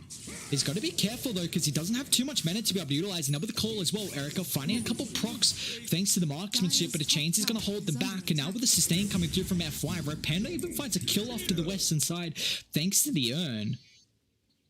So that's a 2-for-1, I believe. Yeah, 2-for-1. They pop the brew split, but you see how aggressive they can play with this ability. So nice early on. He's also just rushing the Spirit Vessel this game. You know, he doesn't want to keep that casual Urn just to try and set up top lane, PYW. I mean, they do already have the Drow Ranger here, but it's not a whole lot of damage, and not too close to the tier 1 tower for these reinforcements. They're close enough, and now with Drow, actually steps up a bit too forward here. DY's looking to catch one. Nice glimpse timing. FY dragged back. So it's a support for a support. Nothing big forced out. I guess relocate kind of the biggest thing with a 90-second cooldown. But it is going to allow Radiant to secure that tier 1 tower. They've got this catapult wave. They do also have some information recognizing that Yang is farming up the ancient stack here. Looks like there won't be a contestant, although Ori mid could be in trouble. They are bringing the numbers, and even Somnus is thinking about remnanting straight on top of the Templar Assassin. They deal with the refraction instantly, and now there's just no hope for this TA. This is the nice thing about the Ember TA matchup, is that you have a very good way to deal with the refraction in this early to mid game. I think the laning stage can be like just a little TA favored, even though conceptually you recognize that the Ember can deal with the kind of refraction charges. But it's at this stage where Ember comes online a lot earlier. And you know TA just wants to play a little bit more passive, getting that farm, finding the items. And Somnus has had a very good start to this game. 2-0-4. Been a part of 6 out of the 10 kills from 4 AM. And even the Brewmaster as well. He's also been a part of 6 kills too. So RedPanda, you know, playing this position 3, you got to keep in mind that 4 AM they are not playing with Eurus. So we've seen a couple of the position swaps. The last game, FY was playing the Faces Void carry. Now he's back to the support. And they've got Yang from the 3 to the 1. And then RedPanda from the 4 to the 3. So it's a bit of a switch up here from 4 AM. But you know, RedPanda's still looking really good, and now they want to hunt more. I mean, he's got the ultimate, and now with this aggressive ward from Dire, it's just going to be another pickoff. This is all down to the vision is just enabling them to find these kills, and now Erica is one underneath the T2 tower. They get the multicast, and there's no help, and now with the blink, Ult 11, it's there in time with the status storm combination. Erica's somehow alive. No, the last right click will secure it, but they get the Cull cleaning off the Ember Spirit. Now they want more, they want blood, but what can they get? However, Axe LSA gets him some protection. Ult 11's going to try and temper the call as well, but a last right click with the crit from the Brew, and now even Yang's going to show up as well. So a 3-for-1. Yes, you get the kill on Somnus, who was starting to take over this game. But that is just 3 cores from Vici Gaming dying. Radiant have to do a better job at dewarding their jungle. You take a look right now at the sentries, trying to protect the triangle camp, protect their jungle. Like, they have this ward on the high ground, but man, that's such a nice ward placement. I hate that bug where you can't see where it is. There we go. I mean, look at what you see. Pretty much one camp, but you see the rotation to the mid lane, to bot as well. And it looks like it's gonna stay up as well. DY's got one more sentry. Dire's middle tower is under attack. He's gonna get 9 seconds. Yeah, he should get that. So he gets 1. He's gonna think so this is actually still gonna stay. I mean, he gets 1 ward, getting a little bit of gold, but pretty much that got the full duration out of it. And now Dire D-ward as well. So yeah, this bottom is going to be completely controlled from Dire. The big thing is for Vici Gaming, they have that blink on Axe. I mean, that was the reveal down bot. But unfortunately, it's just, they had the combo. It was looking good, man. If the Drow was able to get out of range, there was such a long right click from the Ember. But if you were able to just get out of range there with that Cole Static Storm combo top lane, Ori, they've got the vision. He's going to try and attempt the TP out. They will be able to cancel that one. And now PYW as well is probably going to end up falling. Man, 4 AM are playing very fast. This is some quick Dota. And this is... Like, they could have picked up the IO last game as well, to keep in mind. Like, they had first pick last game. It looks like they just didn't want to give it over to Vici. But now I think IO, it's 100% banned out from the team that doesn't have first pick in the next... Well, I guess if it does go to a game 3. Because it's looking like it probably is, considering TA has only got a blink. It's not even queuing up a Deso. So, like, you're not going to hit your item timing on the TA. Drow hasn't been able to find farm in the jungle as well. Like, you're second lowest out of all the cores. Pretty much about to be the lowest out of all of them. So I was worried that Dire were going to lack a little bit of damage, but it was literally just on Ember to take over this game. He's going to Vanguard now too. They are so tanky. Now I'm actually worried like Radiant won't have If Old 11 gets a good call, then you never know what's going to happen. Somnus mid, they might be able to bring him down here. They should have the follow-up with the Static Storm. The LSA as well. Io, can he get involved? I mean, not even going to try and TP in, but Vici Gaming, they'll clean off the Ember. Looks like Axe could be in trouble though. RedPanda pops the Bruce Split. Even Yang's going to try and show up as well, so the Axe will fall, but they do get the Cyclone off to the western side. So even Eric is going to get caught out here as well. The reinforcement shot for 4 AM, they don't keep the Ember alive, although, actually, Erica, can he get the TP out? Whew, I was going to say, there's no chance you TP like that. That's such an ambitious TP. Erica 100% dead, but we'll keep an eye on Yang as he's diving underneath the tier 2 tower. And you take a look at what's been happening across the map. Like 4 AM with their 4 heroes have been playing so aggressive. Meanwhile, Yang, he's just been farming the triangle. Like Radiant had one ward that saw him take like a triple stack, but they still didn't get aggressive and contest it. And now because Dire are just infiltrating the jungle and putting pressure on the enemy side of the map, it literally gives Sven a free time to find whatever farm he wants to. Dire are scanning. Scan connects as well, or he's dead. Oh, he's got blink. Should be able to cancel the TP though, Somnus, if he goes for a blind one, and he'll catch him out. And that is the 5th death here for Ori. Yikes. Orica's got a veil. Orica's got a veil, crazy. This is looking, I mean, now Yang's gonna have the Ags and about 1100 gold, so now it's going to be even more difficult. I mean, the way Radiant, I think, win fights is you have to get like a 3-man call with an LSA Static Storm combo. Like Radiant just have to somehow hit this connection. Like in a choke point fight, DY, bye brother. Glimpse, oh, he drops a Static Storm here. Ember's got the Blade Mail though, so it kind of just protects him. They can't really right click in, even with that Vanguard as well. So Disruptor's going to end up dropping. He will be able to get the D-Ward, I guess. He was trying to D-Ward before Dye started getting aggressive, but even bot. Oh no, Old 11. Oh, he shows. RedPanda doesn't have the relocate, but Old 11 already blinks, so now with the slow. This is just another pick-off here. Oh, TP, yeah, nicely done. It's got the cancel. Man, this is a completely different 4 AM to last game. Like, completely different. They're just turning this around, honestly. I mean, 18 minutes in, they've got a 7,000 net worth lead. This game looks night and day compared to the game one. Absolutely night and day.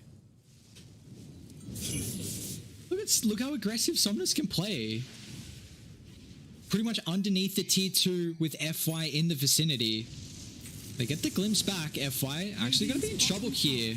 So they will get a pick off there. Nicely done. That's one thing. We haven't seen many glimpse pickoffs from DY. But Dire, I mean, they've got the Bruce Split, so they can definitely take the fight here.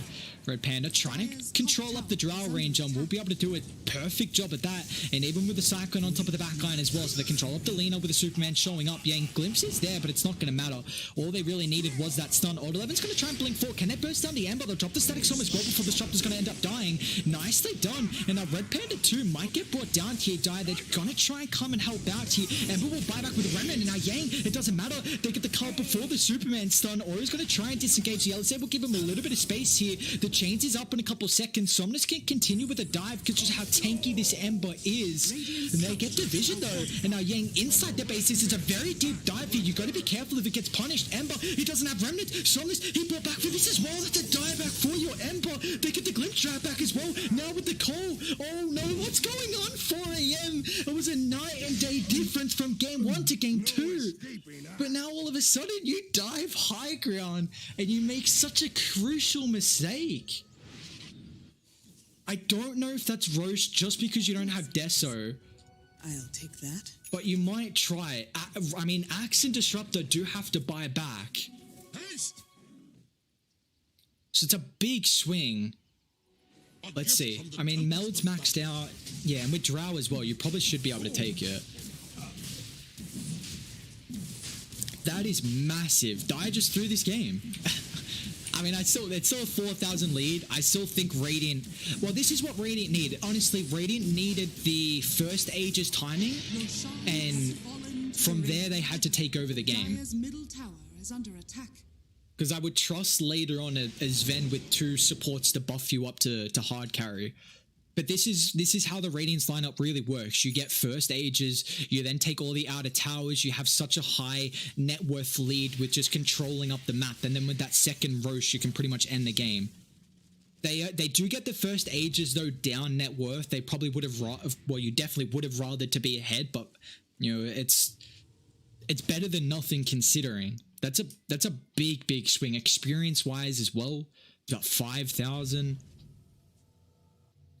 Net worth about 4, but it's a tricky one. Yeah, Somnus is going to go back for a defense. I mean, he's got Vanguard Blade Mail, which I guess you can kind of quote unquote say defensive, but yours is more, we're highlighting in the draft. This is such a good yours game. You've got the Gust, purge that off. The Static Storm, you're able to neglect half of the duration of that ultimate. And even against the Axe as well, your Scepter is a very good item. If he jumps forward, you cast the yours out. It's pretty much for 3/4 plus of the duration. Yeah, it's just 0.7 seconds you get of the Berserker Core to potentially be spinning on someone. I guess you still get that control, but it's not the factor of, you know, you can't counter Helix, you can't cull. So yeah, it's a big... reduces a lot of the damage through that. So it's a very good Eurus Scepter game. He did have the Radiance queued up, I believe, which if he didn't die back there, then I 100% Somnus goes Radiance because of how good of a game this is. Burn the Refraction, Drow right clicker, Axe to stop the blink. Such a good game. But now, I mean, they give a little bit of breathing room for Radiant. I mean, it's not the most breathing room, but it's not the worst. They're thinking about bursting down RedPanda too. What's he got? So we went Glimmer, Vlad, Spirit Vessel. A lot of utility, man. Like, they are going to be hard to kill. What's Ogre gone? Still got Veil. We'll do this, actually, instead. Yeah, there's a lot of sustain on Dire. If these fights get drawn out, I mean... yeah, drawn out fights are going to be very difficult for Vici Gaming to take. Like, Amber thrives in these fights, getting a full duration out of the... I guess Yang kind of wants to burst one hero down with the Superman, but still... well, I should say with the Storm Hammer. But still, now that you have the Aghanims, you've almost got the 20 talent as well. It makes it a lot more difficult for you to kite. So you don't honestly mind some of the more drawn-out fights. Because previously, before the Aghanims, you really had to kill someone through that stun duration, otherwise you just got completely kited. But now, what is it? 7-second cooldown? So ridiculous, so ridiculous. We're not going to see that one pretty soon. That's going to get that is going to get the nerf hammer instantly. PYW. We're in a bit of a tricky spot here. It's still another dive that maybe 4 AM are thinking otherwise. They're like, we saw what happened last time. I mean, dude, Yang is still fat as anything. Dude, he's, yeah, about to be level 20. Almost got BKB completed as well. There's a DD down bot, so they can definitely fight. I mean, looks like Radiant really won't be able to utilize his first Ages. They might smoke. They might actually smoke now just because the bounties are about to come up. Try and connect with an objective across the map and utilize that Ages. But they are very split. If they're going to go to anyone, they need a link up top with Erica, who just TP'd there. Might even sell a Wraith Bend for the Manta as well, but... meanwhile, Ori, you got a 10-second BKB. Actually, sorry, TA had the Ages, didn't see. So Ori got the 10-second. Who else got a BKB? That's just it so far. Yang should almost has his BKB, but game slowed down a little bit. Radiant looks like there was more of a farming Ages, although down bot actually. Axe, he's going to get caught out. It's got the Lotus Orb to be able to purge off the chains, but it doesn't matter. Yang is just going to try and control him up. And there is absolutely no reinforcements coming through. So unless he can juke somehow, if he gets a call into a blink, oh my god, they should have the vision with the Remnant and attempt to TP out, but they got to cancel. Nicely done. He's dead for a long time. That's a dieback. With, well, that's a buyback death timer. Godstron's got about half duration as well. Can they get another pick off? Reload's actually on cooldown. Okay. When did they reload? Maybe for a bounty? I'm not sure. Top? Yang? That's not an easy kill. Radiant are coming over though, even PYW, but Yang with the BKB, he's just going to turn if they drop Static Storm. I don't think they can lock him down fast enough with the LSA. So now Ages is going to tick out here. So yeah, that Aegis really was like, all right, we get that. We stop Dire from ending the game with it. GTR. Ogre's got a lot of armor, but he does find that. Oh, jeez. Okay, well, armor's not going to help you against the Laguna Blade. And now DY can't really drop the kinetic field. They are holding the Ember, but there's no more follower damage. Ori has to pop the BKB and attempt to TP up, but the damage from Sven, it's not enough. Doesn't have that God strength. So it's a 1-for-1. You buy back on the Ogre. BKB, 10-second duration for the Templar Assassin. Sven's still holding his 10-second BKB as well. Trying to keep an eye on Somnus. I mean, he's got this defensive item, so how do they kill Somnus? I mean, it's got to be through call and then chain lock him down with LSA. Otherwise, well, they're going to see him farming this camp. Let's see. Is he going to blind jump? He will. He gets the catch now. LSA needs to be there just in time. They don't have the Laguna Blade, but the damage is there with the Cull. Very nice start to the fight there from Old 11. Now PYW, he's hunting. LSA is going to hit the mark just in the river. Dire, they are TPing in. If the Ogre stays alive long enough to make him on the high gun in that choke point, they might turn. But he won't be able to. So Vici Gaming, they find a couple of kills there. Ember's net worth is slowly, I mean, it's definitely, I mean, it's definitely up there. He's second in net worth, but those couple of deaths, man. But he had that buyback and then dieback. So he's been down for quite a while here, but still having a lot of pressure this game. 19 kill participation. Same with the Brewmaster as well. All the supports are doing well. IO 18, Ogre 17. You kind of expect an IO to have that, but... And now Ori's almost got Deso. This is a lot later than what you would want to have a Blink Deso BKB timing. But you are getting to some of these items. I just don't know if you can deal with the Sven. Like 3k HP... middle tower is under attack. He's got the Orb of Destruction as well. They do need some armor though against Radiant. FY has gone Greaves, he's gone Ghost Scepter, which so it's more of a solo defensive item.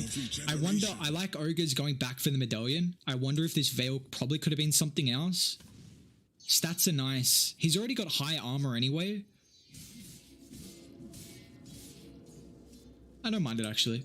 I just think you're going to need a lot of armor this game. Like Brew doesn't really have too much either. What has RedPanda got coming out on the courier?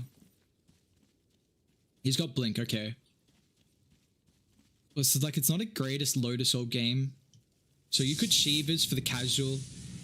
Because Yang's already going AC. I guess, honestly though, they do kind of have enough. Like Ogre's really high armor. You've got Warcry, bonus 15. Sven's going to be going for an AC as well. So that's extra armor for you guys. And I believe Ember kept this Vanguard casual. Yeah, he did. So didn't go into something like a Crimson or anything like that. We'll take a look at Radiant. What are some of the tier 3 neutral? Actually, never mind. Fight might break out. As they do see Ori. Both teams have very good vision at the moment. Ori's actually going to blink aggressively forward now with the clinch drag back RedPanda. He gets the ultimate now. Ori, he's in trouble. Can he get the BKB off fast enough? It looks like he won't be able to with the chain lockdown. Dire, they're going to continue forward. Old 11, he's got the Lotus Orb, but it's not going to matter with the chain lockdown. They'll just chase him down now with the Relocate on top of the back line as well. 4 AM, they want to hunt for more targets. They should be able to catch someone, although PYW, nice LSA, holds them back, but all Yang needs is a little bit of vision. They don't have a ward to drop. Glimpse, Yang, I mean, Yang's just gonna jump you. You can't show. Alright, nice fight from Dire. They get 2 key pickoffs there on top of some cores that both don't have buyback. I'll take that. But now the creeps are inside the base. They didn't glyph it up when the creeps got there as well, so they won't have to go through backdoor protection. I mean, I guess they wanted to waste a lot of the God Strength duration here. Will they go for the full set though? Yeah, it looks like they're gonna hang around. So full set of racks now claimed down bot. 4 AM with an 8,000 net worth lead. That's the first damage on the higher ground throughout our game 2, 30 minutes in. And then, well, what do we got for the Drow round? It looks like going for a BKB. So Drow's got that one picked up. Second Roche is available too. What are they? Okay, so the key targets from Radiant is Io, Brewmaster. Got to kill those heroes. telescope's so nice, man. I mean, they actually don't really have many heroes to utilize it. But even as an ogre, like, you got pretty low cast range. And even just allowing you to stay further back. I want to see Radiant probably just hold their triangle. And, because you know, I mean, they know Roshan's up with the trap and the courier. And for Dire to be able to take Roche, they need to control this triangle camp. So this try is very important. The lane's getting shoved out as well is very important to be able to secure it. And it looks like Dire, like, alright, they're in a good spot. Mid's getting shoved in. Bot's having to be dealt with from Erica. So we can just walk inside Roche because Radiant don't have the maintenance on the lanes at the moment. Radiant's middle tower is under attack. They want to try and contest this though. It's about half HP. Yang will commit the God Strength here. DY is actually going to try and face check it, but he's going to be careful. RedPanda instantly drops the ultimate. Age is going to get claimed from Somnus, but still on top of the backline here. If they can bring down the Disruptor before the Static Storm, your Scepter out doesn't actually bring down because it's the Cyclone. And our Old 11 as well. It's just getting shredded from Yang. It doesn't matter about any protection. This Ven is way too strong. Top of the net worth, just running a rampant on top of Vici Gaming. They will try and force a fight here with the buyback on the Disruptor. Can they get any lockdown though? The big issue is that Ember, I mean, he's got the Aegis, so you're just not going to be able to kill him, and you're using the Glimpse defensively. You even got to drop the Static Storm just to stop the chains from Yang. You stop him from Somnus, you glimpse back Yang, and you lose a lot there. You lose a lot. It's a 3-for-1 buyback on Disruptor. There's even a double damage rune down bot. Do they have a bottle still? They do on Somnus. Is he going to actually pick it up? I mean, he's still doing a lot of damage. What's the probability? Let's take a look real quick. Yeah, it's a bit of a yikers. It's looking like a tough one here for Vici Gaming. As they're going to have to somehow miraculously hold this high ground 14,000 net worth down. They got to go through the second life of the Ember Spirit.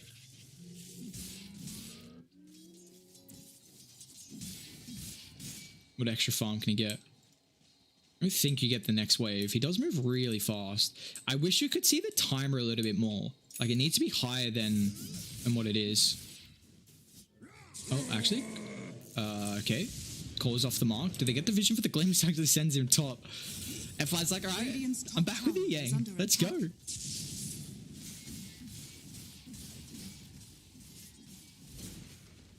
Let's take a look at the buyback status from Radiant. Just the leaner. A bounty's coming up surely, about a minute 20. I mean, if they get the bounties, then... But it looks like Dire won't be able to push up the high ground here. Okay. So they're just going to stall this one out. I mean, they still have the Aegis for just under 3 minutes. They want to get the lanes in a favorable position for them just so they can walk up high ground. They've got an objective to claim as well, which is the bounties. So we'll probably see them chill out for maybe like a minute here. How close are they to items too? Ember's got 2100. Oh.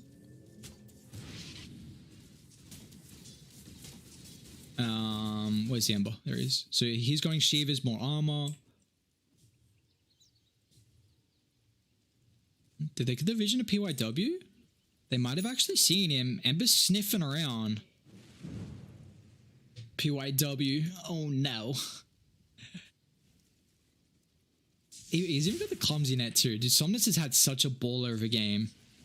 10, 5, and 13. Somnus on Ember Spirit is like a masterclass. He's so enjoyable to watch on this hero. One of the best, to say the least. Dire are scanning.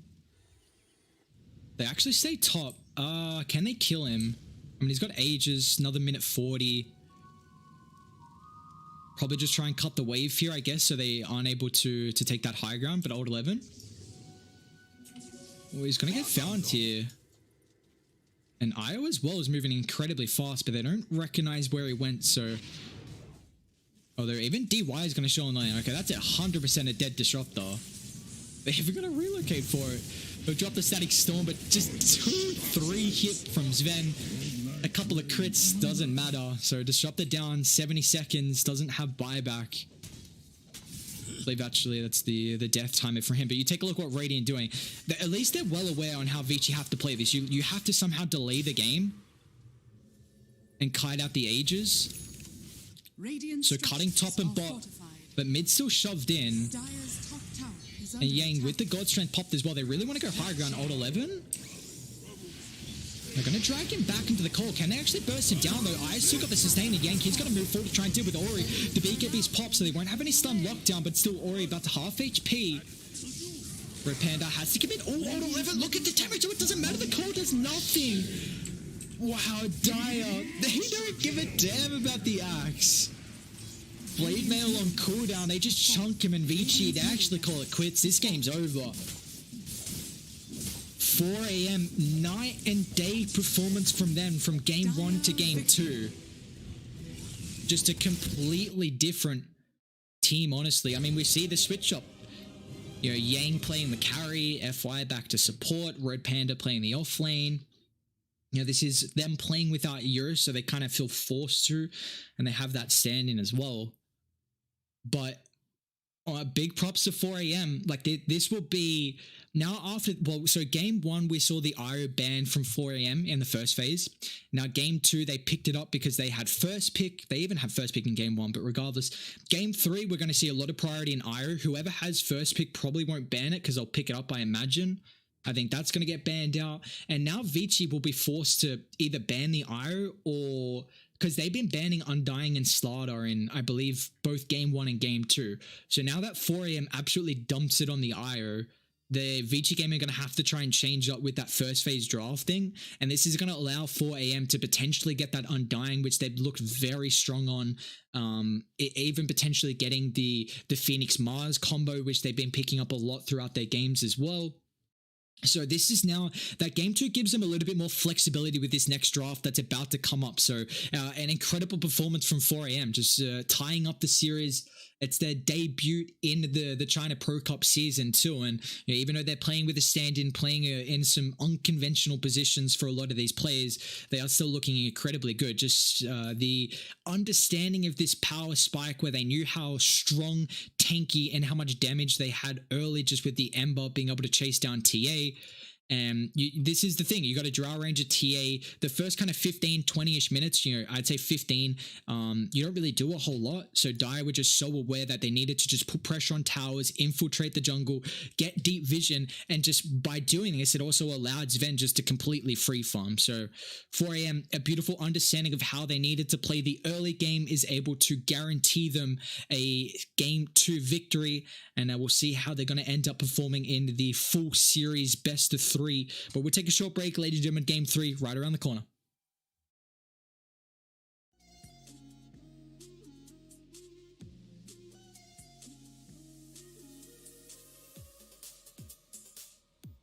His first pick are not going to ban the IO. You know, if it got let through, Vici would have picked it up in a heartbeat, I reckon. So 4 AM recognize they just got to put some high priority. 5 seconds remaining.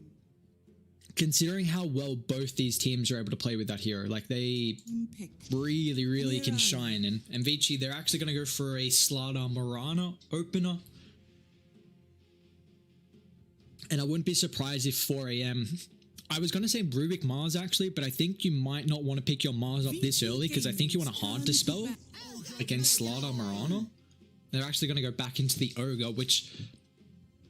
you know, Hyde or GTH. Is GTH? I can't remember now. But the stand-in from 4 AM, honestly, you know, was played a relatively good Ogre game. I guess it's like what that hero is able to provide you. The Bloodlust is really the key factor of that, being able to have this steroid for your position 1 or position 2 just to be able to get an immense amount of farm as the game goes on. But the one thing I look at, well, firstly, Vici Gaming, they ban out you get rid of the Troll Wall, which is probably, I'd say, one of the best matchups versus the Slaughter.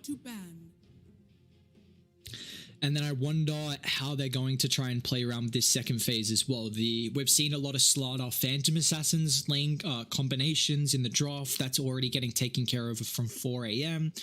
You know, as soon as I see a Slaughter Morana, I instantly think you need a Dispel on your team. You know, you've gone Ogre, so you won't have that Oracle potential. So now you need to go for an offlane hero like Legion, Omni, or Abba. And I think Legion's probably the far superior one at the moment. Abba and Omni. I mean, we saw Omni Knight yesterday, and that hero did not do much at all. and we don't really see Abaddon either. The Brew Band's interesting. I mean, RedPanda did have an incredible Brewmaster game. Honestly, played a lot better than what I was expecting. And that lane, like Brew Rubik is a pretty strong lane. And even Brew Ogre wasn't bad either, because the Ogre was able to set up for the Cinder Brew with the Ignite. So as long as you have one hero who in the lane is able to get that Cinder Brew proc, then it's fine. And especially I think with how well RedPanda play it, like that looks like that's just a little bit of the respect coming out for them. 5 seconds remaining. You also have this mass dispel with the primal split as well, but they probably are looking for more of an easier way to utilize a dispel, just because that Mirana full 5 second, you know, the full duration of the arrow, the Slaughter, just being able to always get rid of the corrosive haze is a very big factor. So I'm actually intrigued on how 4AM want to do this, because they have been drafting 4AM a lot of Mars as their off lane. 10 seconds remaining. It looks like in Radiant team. yeah, I'm trying to take a look at what they went. They really like the Undying Mars Phoenix 1, 2, 3. I mean, Undying's gone, and they haven't done it this game, but I just seen a couple of their drafts, a lot of priority on picking up the Mars here. But again, like if you go for that now, it takes you away from having a potential of being able to hard dispel off the start on Mirana. 10 seconds remaining. Is my one big issue, but at least one thing is you've already got a hero that has a decent amount of armor in the Ogre Magi, and you can kind of sustain through the tankiness with just the constant right clicks from the Mirana as well. So Ogre probably won't really be able to go Bloodlust in this lane. I don't know if you probably can't trade versus Slaughter Mirana. You might have to really just spam out the Ignite. And you got to keep in mind as well now, like you need a position 1 who's going to be able to lane versus Slaughter. Like Sven I actually really like versus Slaughter. Even though it's a melee, the Warcry really comes in handy. Like it pretty much just negates the corrosive haze. They Abaddon. Wow. Wow. Okay. How do I feel it? I don't like Abaddon. I don't like the hero, but it fits what I was wanting them to pick this game. 10 seconds remaining. Is the issue. 5 seconds remaining. Legion just feels like if you're going for a dispel hero, like Legion just feels so much better. But now you've got two tanky heroes in the Ogre Abba. How long's the shield cooldown? We'll take a look when we get in. Radiant But I can't remember what the max out shield cooldown is. I think it's relatively decent. They're actually going to pick up an AT here. Okay. The classic China Elder Titan. That's a scary thing. Vici Gaming. I always love watching. They actually got Chaos Knight into ET. I feel like a lot of the AoE controls are nice. But that is a pretty devastating lane. Chaos Knight, Ogre. Can you play, like, if that's a lovely pick. My one issue about the Chaos Knight, okay, they are going to lack a lot of damage on 4AM. They need someone who can have damage in the mid game for Somnus. Because if Abaddon has a bad laning stage, you don't farm, so then you're just going to be a W bot. Chaos Knight doesn't farm fast at all. A Chaos Knight can... You can have a lot of damage in the early kind of mid-game-ish section, but if you have a bad laning stage, then you won't be able to get the farm required, and you don't really have a flash farming capability to keep up with the enemy team. And this is also should be a relatively decent lane. I mean, it's a melee matchup, which I'm always kind of hesitant. Sometimes it's pretty rough going up against the Slaughter, but it's a pretty tanky lane. Ogre, Chaos Knight. But the one big thing is the Leshrac. Like, I really like this pick. Ori Leshrac is something to fear. 4AM still have this ultra last pick for the mid lane. 5 seconds remaining. But if they want to go, like, honestly, you could Ember again if you really want to. Like, I think that's a type of hero they need. Radiant team Vici Gaming's turn. Some sort of mid game damage who can play pretty active. Or they can even go for more of a harder carry. The Chaos Knight can still kind of be that. Although Leshrac really takes care of the illusions this game. Like that snap pick from Vici was just... 10 seconds. And this is a hero that we've seen a lot of priority on. With the Leshrac. Like this 5 is... seconds remaining. People are starting to recognize that Aghanims is actually pretty goddamn decent. And they're going to pick up the Spectre. Drawn out fights for Vici Gaming are really favor them. Like, they want these fights to go the distance. And you have a team that can also fight pretty early on before the Spectre comes online, and we see a lot of this kind of blade mail max out dispersion, so even Spectre can kind of actually get involved at a decent rate in the game. You're very single target though, and they're gonna OD. Okay. Man, that is... What we saw, if anyone watched yesterday, we saw the OD... Man, who played it? I can't remember now. Why can't I remember? God damn, I really should. Regardless, we did see it play yesterday, and it absolutely dumpstered. It was by IG against the Sparking Arrow series in that game too. The OD just absolutely demolished that game. But it's... I don't know. I don't know how I feel like about it. It's not the greatest hero in the meta at the moment, and it doesn't even look like too good of an OD game as well. Well, I say that. I take a look. Vici Gaming really want long drawn-out fights, and that's what OD thrives in, just being able to constantly stack up the... get that full mana, and then dump the sanities. So OD in full fights is actually, like, I don't mind it at all. So you're recognizing that that's how Vici Gaming need to take these engagements. So I wonder if OD is going to be able to play like that, but... We'll see. I'm looking at it now, I actually don't mind it. The Leshrac matchup could be... a bit worrying though. You've got a way to secure CS. Lesh can play the distance with the Storm. I just worry that the Abaddon... The Abaddon's my question mark. The Abaddon is my big question mark on that.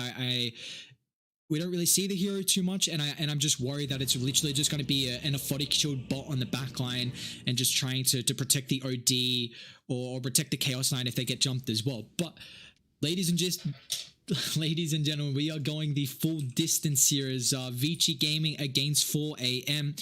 You do have to keep in mind that 4AM, they are not playing with their full roster. Eurus is not in the lineup. So they've had to do a bit of a swap and change, you know, GTR with a stand-in, Yang from the position 3 to the 1, and then they've got RedPanda on the playing support to the 3. So it's bit of a switch up here for the boys, but nonetheless, they looked incredibly strong in game 2. And now if anyone's... this is also Erica playing on Vici Gaming. So, Poyo. Who Erica played on King Gaming for a majority of time before jumping over to play with Vici before I think 23 Savage comes over to them. Probably having a couple of issues getting him in China. I'm not really sure what's going on, but I believe Erica's just playing for the moment. As DY should be able to get an easy D ward. Very nice. I cannot stress this enough. Like, this is such a minor thing, but such an important thing. DY has nothing to do right now. You're not going to secure top as a 5, so there's no point being there. They even blocked the camp as well. But yeah, there's nothing DY is going to do top, because a lot of time we just see the split across the map in both off lanes. So as a support, go mid, stand in this little gap in the tower range where the fog is. If there was no ward there, then the tower wouldn't attack you because you got attacked. Very obvious that there's a ward there. Easy D-ward. You can see that in other spots as well, like there's one there. Up there, if there's a ward on the high ground. Even if that little slither as well. So yeah, multiple places where you can kind of scout out where the wards are mid. And now this is going to give Ori a nice little helping hand. No, nicely done. He gets the CS just at the start there. That's a big thing. I mean, I guess Somnus still is able to secure his range CS as well.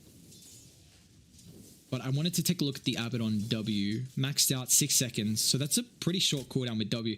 I feel like that's probably like out of all 3 of the hard dispellers, Legion, Omni, and Abba. Abba's hard dispel is a lot shorter of a cooldown maxed out.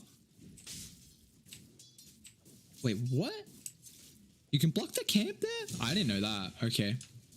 Interesting. I actually didn't know you could block the camp, but they are doing a swap around with the lanes. We're going to see Yang going head-to-head against the Spectre. I feel like Erica's going to be fine in this matchup because you have such a strong defensive support in the Elder Titan. This is a nice still double stun lane though from Radiant, but I feel like DY can really be the support required to give the Spectre a decent laning stage at least. Because the Chaos Knight, you are a hero that very much relies on being able to take over the laning stage because you don't have a way to flash farm. And your abilities are so good, goddamn good in the laning stage where you really need to kind of take over, get a couple kills from there, and be that lane dominator that you are. Meanwhile, down bot 2, Old 11 core matchup against RedPanda.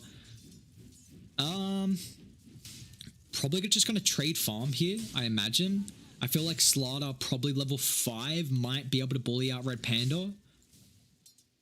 What's the armor, actually, on the Abba? He's got 5 at the moment, thanks to the protection. Oh, Courier. No! Nice body blocks from Spectre. FY might take a little bit of damage here, actually. DY is going to try and wrap around, and with the actual damage... Nice little quick stun from Yang. He's going to hold him back. How does he want to skill build this as well? Is he going to max out the crit?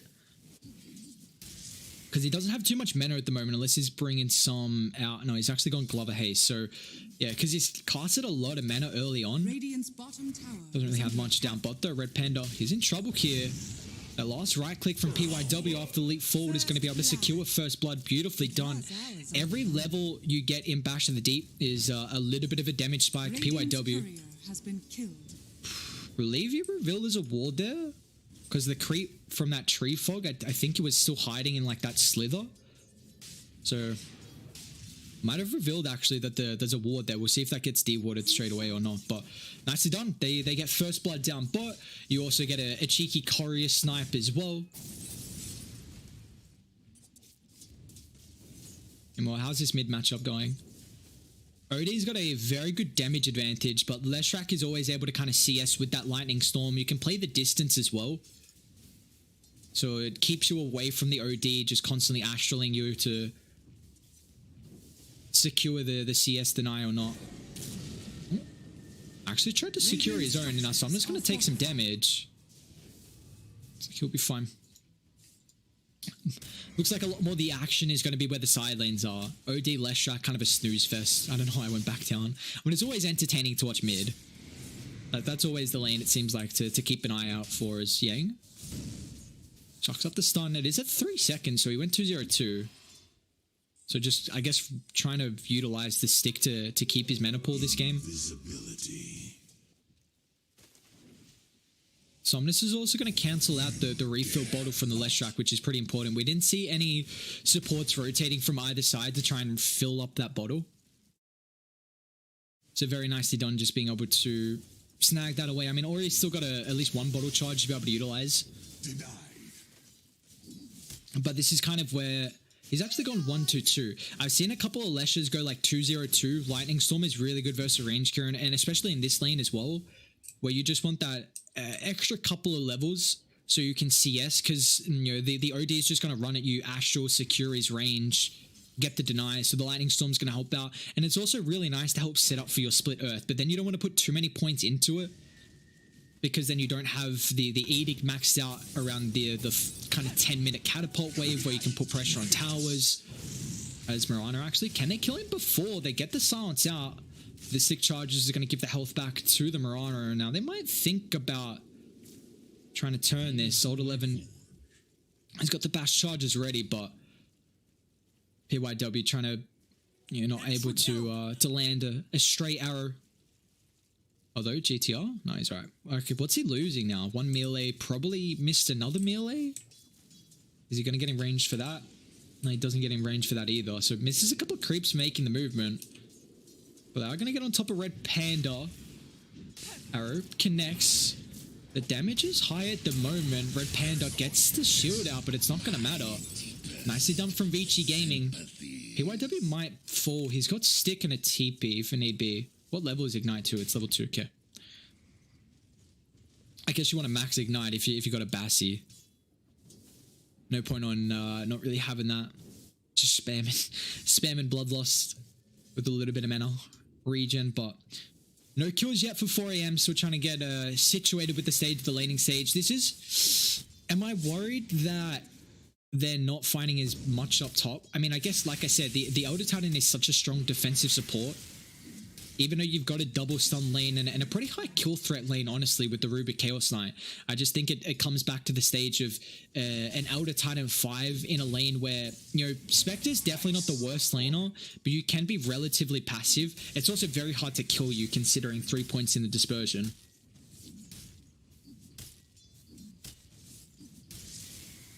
But this is just that, this is the build we're really starting to see on the Spectres. Max out that dispersion, get the blade mail, you're able to farm stacks. You now going for this build, it turns you into an ancient farming hero. Beforehand you were not, and that's kind of one big downside of the hero, I guess, where it's now kind of always obvious that he won't particularly be farming.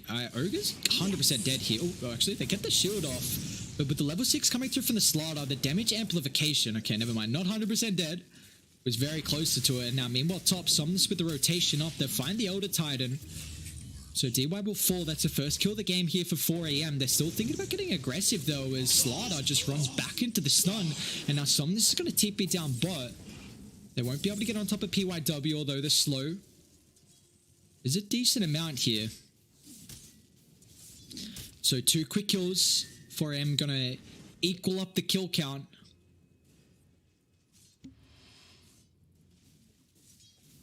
Where's Lesh farming? Top, okay. I saw ETTP mid. I'm like, where's the Lesh rack? But just chilling, getting a little bit of farm around the top side. We'll probably see Ori make a movement down bot by the bounty and by that second catapult timing, so you can really utilize the maxed out edict.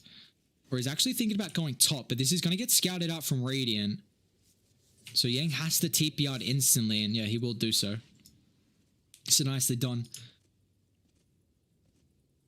Ori pinged up that camp being blocked, so they might be able to de-ward it. How long's left? 30 seconds? Maybe not. Down bot? Alba? Yeah, laning verse. Okay, he's going Midas. How do we feel about the Midas? Because we saw yesterday Ord 11 go Midas. No, it wasn't Ord 11. Who went Midas? I'm trying to remember. It was Faith Beyond that went Midas on the Slaughter, that's right. Very much struggled, but this is a much better laning stage that Old 11's had. And they don't have any setup though for stuns. I guess the Echo Stomp into Arrow potentially, even Leshrac going Yours, so they might have enough lockdown where they kind of just want to... This Midas is going to allow them to scale very well into the late game. Chaos Knight, not one of the greatest scaling position ones. I think there's definitely, you'd say the Spectre's better in that regard. And even the Abaddon as well. This hero's damage is going to fall off. You more really become like a utility position 3. Not so. But it is a bit greedy. I mean, it's going to slow down what Vici Gaming can do in the mid game. Instead, Old 11 does still have some pretty tanky items though. He went double brace, so he's got the Ocean Heart as well. So just 5 bonus attributes. But here we go. I mean, we're about to have that second catapult timing. I do want to see Ori probably TP down bot. But it's still very hard. Like, now you've got to dive underneath the tower of an Abaddon who has level 6, the potential in a point in borrowed time. So it is definitely going to be hard to make that dive actually pay off. He even gets a regen to his name as well. That's going to feel pretty nice. And they want to get Spectre out of top. Because Radiant going to make a movement bot actually as we catch up RedPanda. Bro, time's going to fly, but here comes the stuns, and now with the Haunts as well joining the bottom lane. Radiant, there's a couple of TP rotations as Rubik's going to come through with the Fade Bolt. That damage reduction might be enough to keep RedPanda alive actually, and yeah, they don't want to offer to dive underneath the tower. The stun, multicast is out. PYW, he's in trouble. Meanwhile, mid, actually, Ori, he's going to be fine here. Continuing back down to bot as the Ogre Magi stuns up. Arrow's going to clip thanks to the crush from Old 11 to set up for that one. And now FY, he stole the crush, clips onto 2. Beautifully done from Rubik. The double steal. That's a big play. So Odie did die somewhere. We missed that one. Ori got a solo kill on Somnus, who actually went for a Midas as well. So that was on cooldown through his death. If they had that Leshrac down bot, I guess Ori was doing stuff across the map where he got to kill a little bit of damage on the tower. I mean, if you have that Leshrac down bot, I think probably 4 AM get wiped, and they definitely lose that tower. So now they missed the catapult wave where they really could have taken an objective early.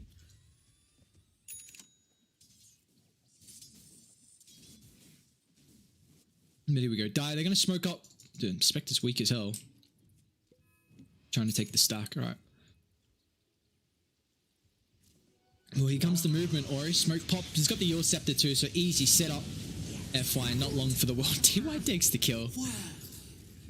Did he pop Edict? He did pop Edict. Okay. Slaughter got his Midas as well. So we got 2 Midases this game. One from either team.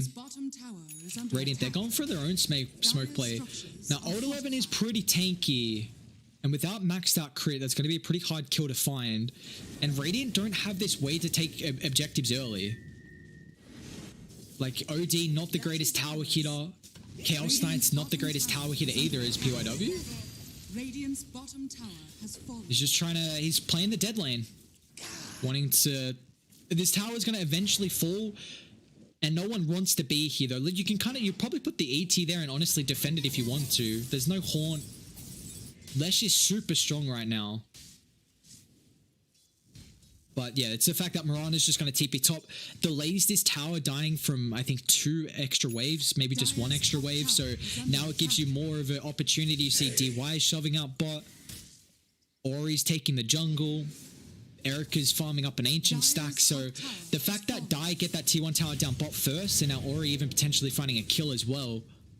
Yeah, the fact that they get that T1 tower bot first and also kind of keep that tower alive top for an extra time just means they get a little bit more out of the map.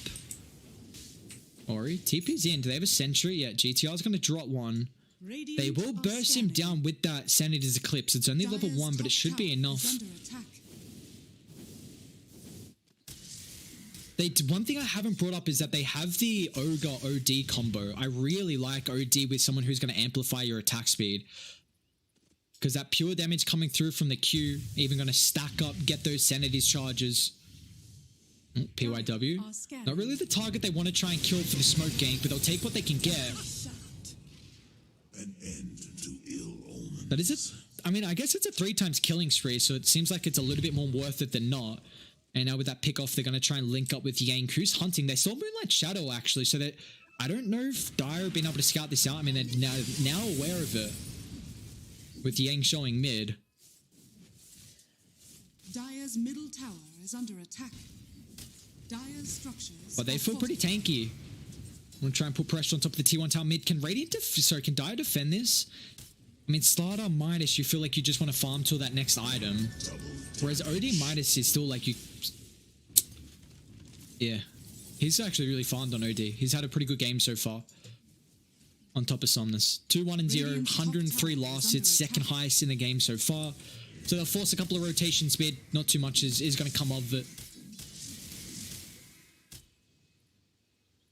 Looks like this game is pretty content with just seeing what they can get across the map. I mean, it's a 1,000 net worth lead for Vici Gaming. You're very happy with just letting Erica farm this triangle camp. They have not Radiant made a movement yet to... an aggressive movement. They'll probably won't do so before they get the tower. Next time they have Phantasm, they could probably bait the Chaos Knight mid or the Abaddon, smoke up with a wraparound. Get a pick off leading into the lane, getting pushed, and then put pressure on the tower, because that's the big one. You need to get this tower so you can make more movements inside the jungle. It offers you a lot more opportunities. Even this bottom tower as well is pretty important as well to protect the triangle camp. And like, they're not doing anything about Erica, and Radiant don't have heroes to really farm. I mean, some of this is okay at farming Ancients because you've got that pure damage with the Arcane Orb. It used to be a lot better when it was Splash, but at least you kind of have one hero that can farm the Tri. But it looks like Dire are getting more out of this kind of farming trade at the moment. Old 11 now has his blink completed. DY is just trying to shove out the dead lane, but looks like Yang's going to be able to cut through the trees and find him. He's playing around with the vision. DY does get the stun off. It's a long duration now with the Haunt as well. Die. They want to take the fire. Erica's going to try and jump on top of FY. And meanwhile, on the backline as well, Ori stun. Nice force stuff actually from Somnus. Going to be able to get the distance, but it looks like still it won't matter. With the actual on cooldown, he's going to play relatively defensive here in Old 11. He actually wants to blink forward and try and find the backline. RedPanda stunned up, but he doesn't have to worry about the threat of the Lesh because he's already down with the back. Yang was able to secure that kill. It does cost him his life, however. Somnus still has Ascended Eclipse, a couple of charges as well. They'll get the multicast. Somnus, can he get in range? A nice arrow from PYW is going to push him back. So it's a 2 for 2. both position 1s, but you do lose another core from Vici Gaming. Did I miss the fight recap? I swear sometimes the fight recap just doesn't pop up. Like, I'm like 90%, not 90, but like, there. Look how late it was. Look how late it was. Anyway, it doesn't matter. So what was it? It's, yeah, a little bit of a swing coming through from Radiant. Chaos Knight's going Ags? Hang on, I'm gonna look at that after this push mid. Why is he going Ags? With the Curse of Avernus, it's actually kind of decent. Because the Illusion's gonna get the... Yeah, Illusion's gonna get the passive. I feel like OD's not gonna use that at all. Dire can fight mid. Yeah, Burrow Time's still available for Abaddon. They're gonna try and turn their attention to the Ogre Magi, Old 11 with the Blink 4, but now the Cyclone sets up for the arrow, so RedPanda's gonna drop as well. Nice show up to the fight from Vici Gaming. They protect that tier 1 tower. They find 2 kills as well to their name.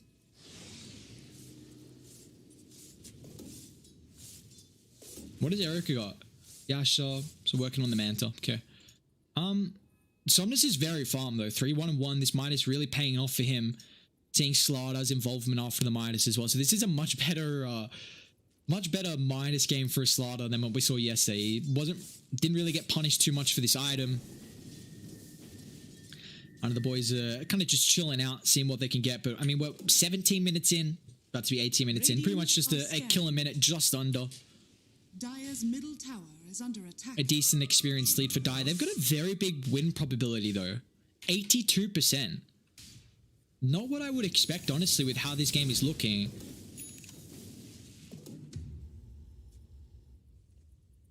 Like, yes, you have a 3,000 net worth lead now. But I feel like that's not enough to grant you an 82%. But anyway, Radiant, they're going to continue on.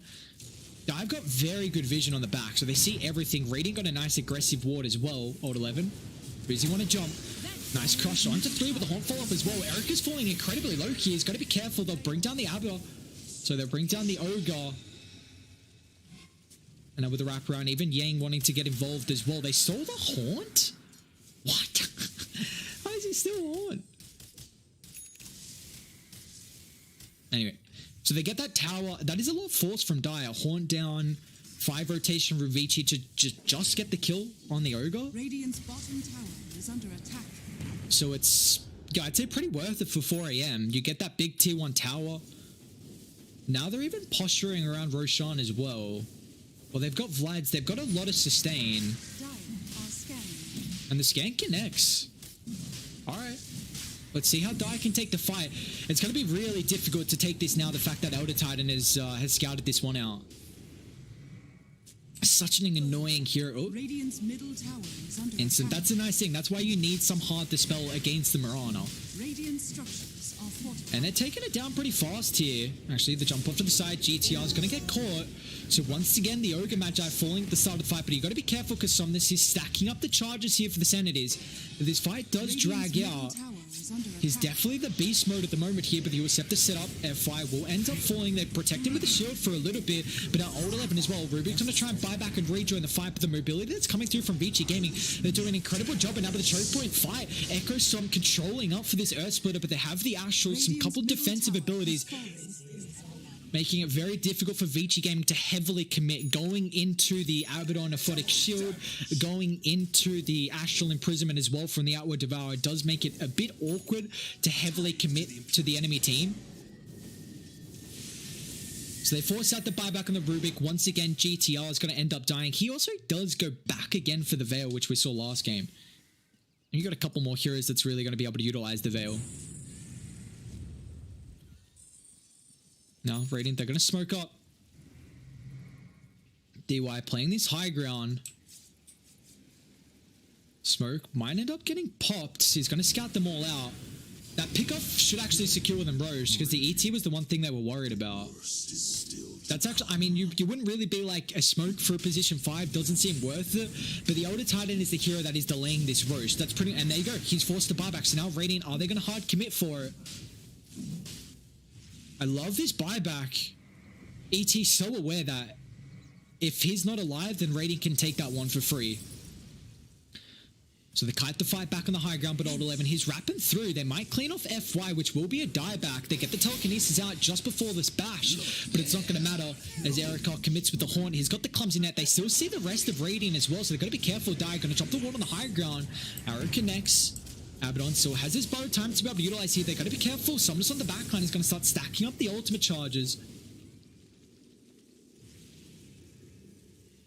Now, Roche is about half HP. Die can do this. Can they call off the illusions before they get inside? They will scout this one out, but Roche is going to fall in. How to Radiant initiate a fight? You kind of just have to run him mindlessly, and Old 11, he's going to be that bodyguard, so Roche will fall. Erica's going to claim it and think about running up the high ground, but he's going to be careful now with the multicast. He might actually end up losing the agent. The Blade Bell's going to get popped, so it will stop the OD from right-clicking through, and now with the crush locks in two. Chaos Knight and Abaddon both falling your position 1 and your 3. Now, Somnus as well is going to be careful. Old 11, he's got the bash proc coming through. Somnus might get stunned up here, and now with the actual step on cooldown, they'll wake him up, but it doesn't matter as OD, he might just drop the ultimate, but it's not come through fast enough as Vici Gaming, they take 5 of 4 wipe, including them claiming the Aegis as well. That is all down to the fact that the buyback on the Elder Titan, DY, my man, such an understanding that, honestly, again, that smoke pickoff was on probably the best target they could have got. So ET having buyback stopping them from taking Roche. And you see right now, Radiant, they don't have a way to initiate these fights. It feels so awkward. The only way they can really take them is a long drawn out fight where OD gets a lot of charges for the ultimate, but we haven't, I haven't seen Ascendities maybe use it to like pick one side hero off. But this is the thing about the Abaddon 3, and this is why kind of what the Legion gives you. Like, Legion gives you initiation, a save. Yes, the press the attack cooldown is a lot longer than the Aphotic Shield. And you kind of wanted something a little bit shorter this game just because you need to constantly get rid of the Corrosive Haze and whenever the arrow is coming out. But now you have heroes that don't do anything. Like, Chaos Knight's going for an Aghanims. He's got a Blink queued up, but I'm down to see what the Ags can do to turn it, but all I can really see is it's for the Abaddon. But yeah, without initiating the fight, they've just got to somehow hope that Radiant run into a choke point where Somnus can just pop BKB, turn, hit a couple of heroes. And you got to keep in mind as well, like, Dire are going to be pretty tanky. Oh, Spec's going Aga. Is that third item? Yeah, pretty much third item Aghanims. It's just, it gives you the jump. I don't think, there's nothing else. I wish if you highlight it over. That's really interesting. I mean, there are some very key targets, like killing off the Rubik, getting on top of the Outward Devourer. Radiant structures are fortified. What's the cooldown of what Shadow Step? I'm not sure. I think it's like 40-ish, 50-ish maybe? Mid lane? Actually, Old 11 just solo kills off Ogre. And now Ori has the Eurus Scepter set up as well for FY. Somnus might be able to give him the protection, but I would think otherwise with the Astral Step on cooldown, they're on top of him. Force off down to the low ground. But PYW is able to set up for the Eurus Scepter. Just a constant chain lockdown. He gets the Astral Step off, but it doesn't matter. Still without the BKB, so Somnus will fall. RedPanda's going to do everything he can. But the Abaddon, unfortunately, is not enough. The constant spam of the shields, but without the BKB, the OD unable to survive through the damage that Vici Gaming is dishing out at the moment throughout this mid-game. That's another 4-man wipe. Oh, it's not technically a wipe.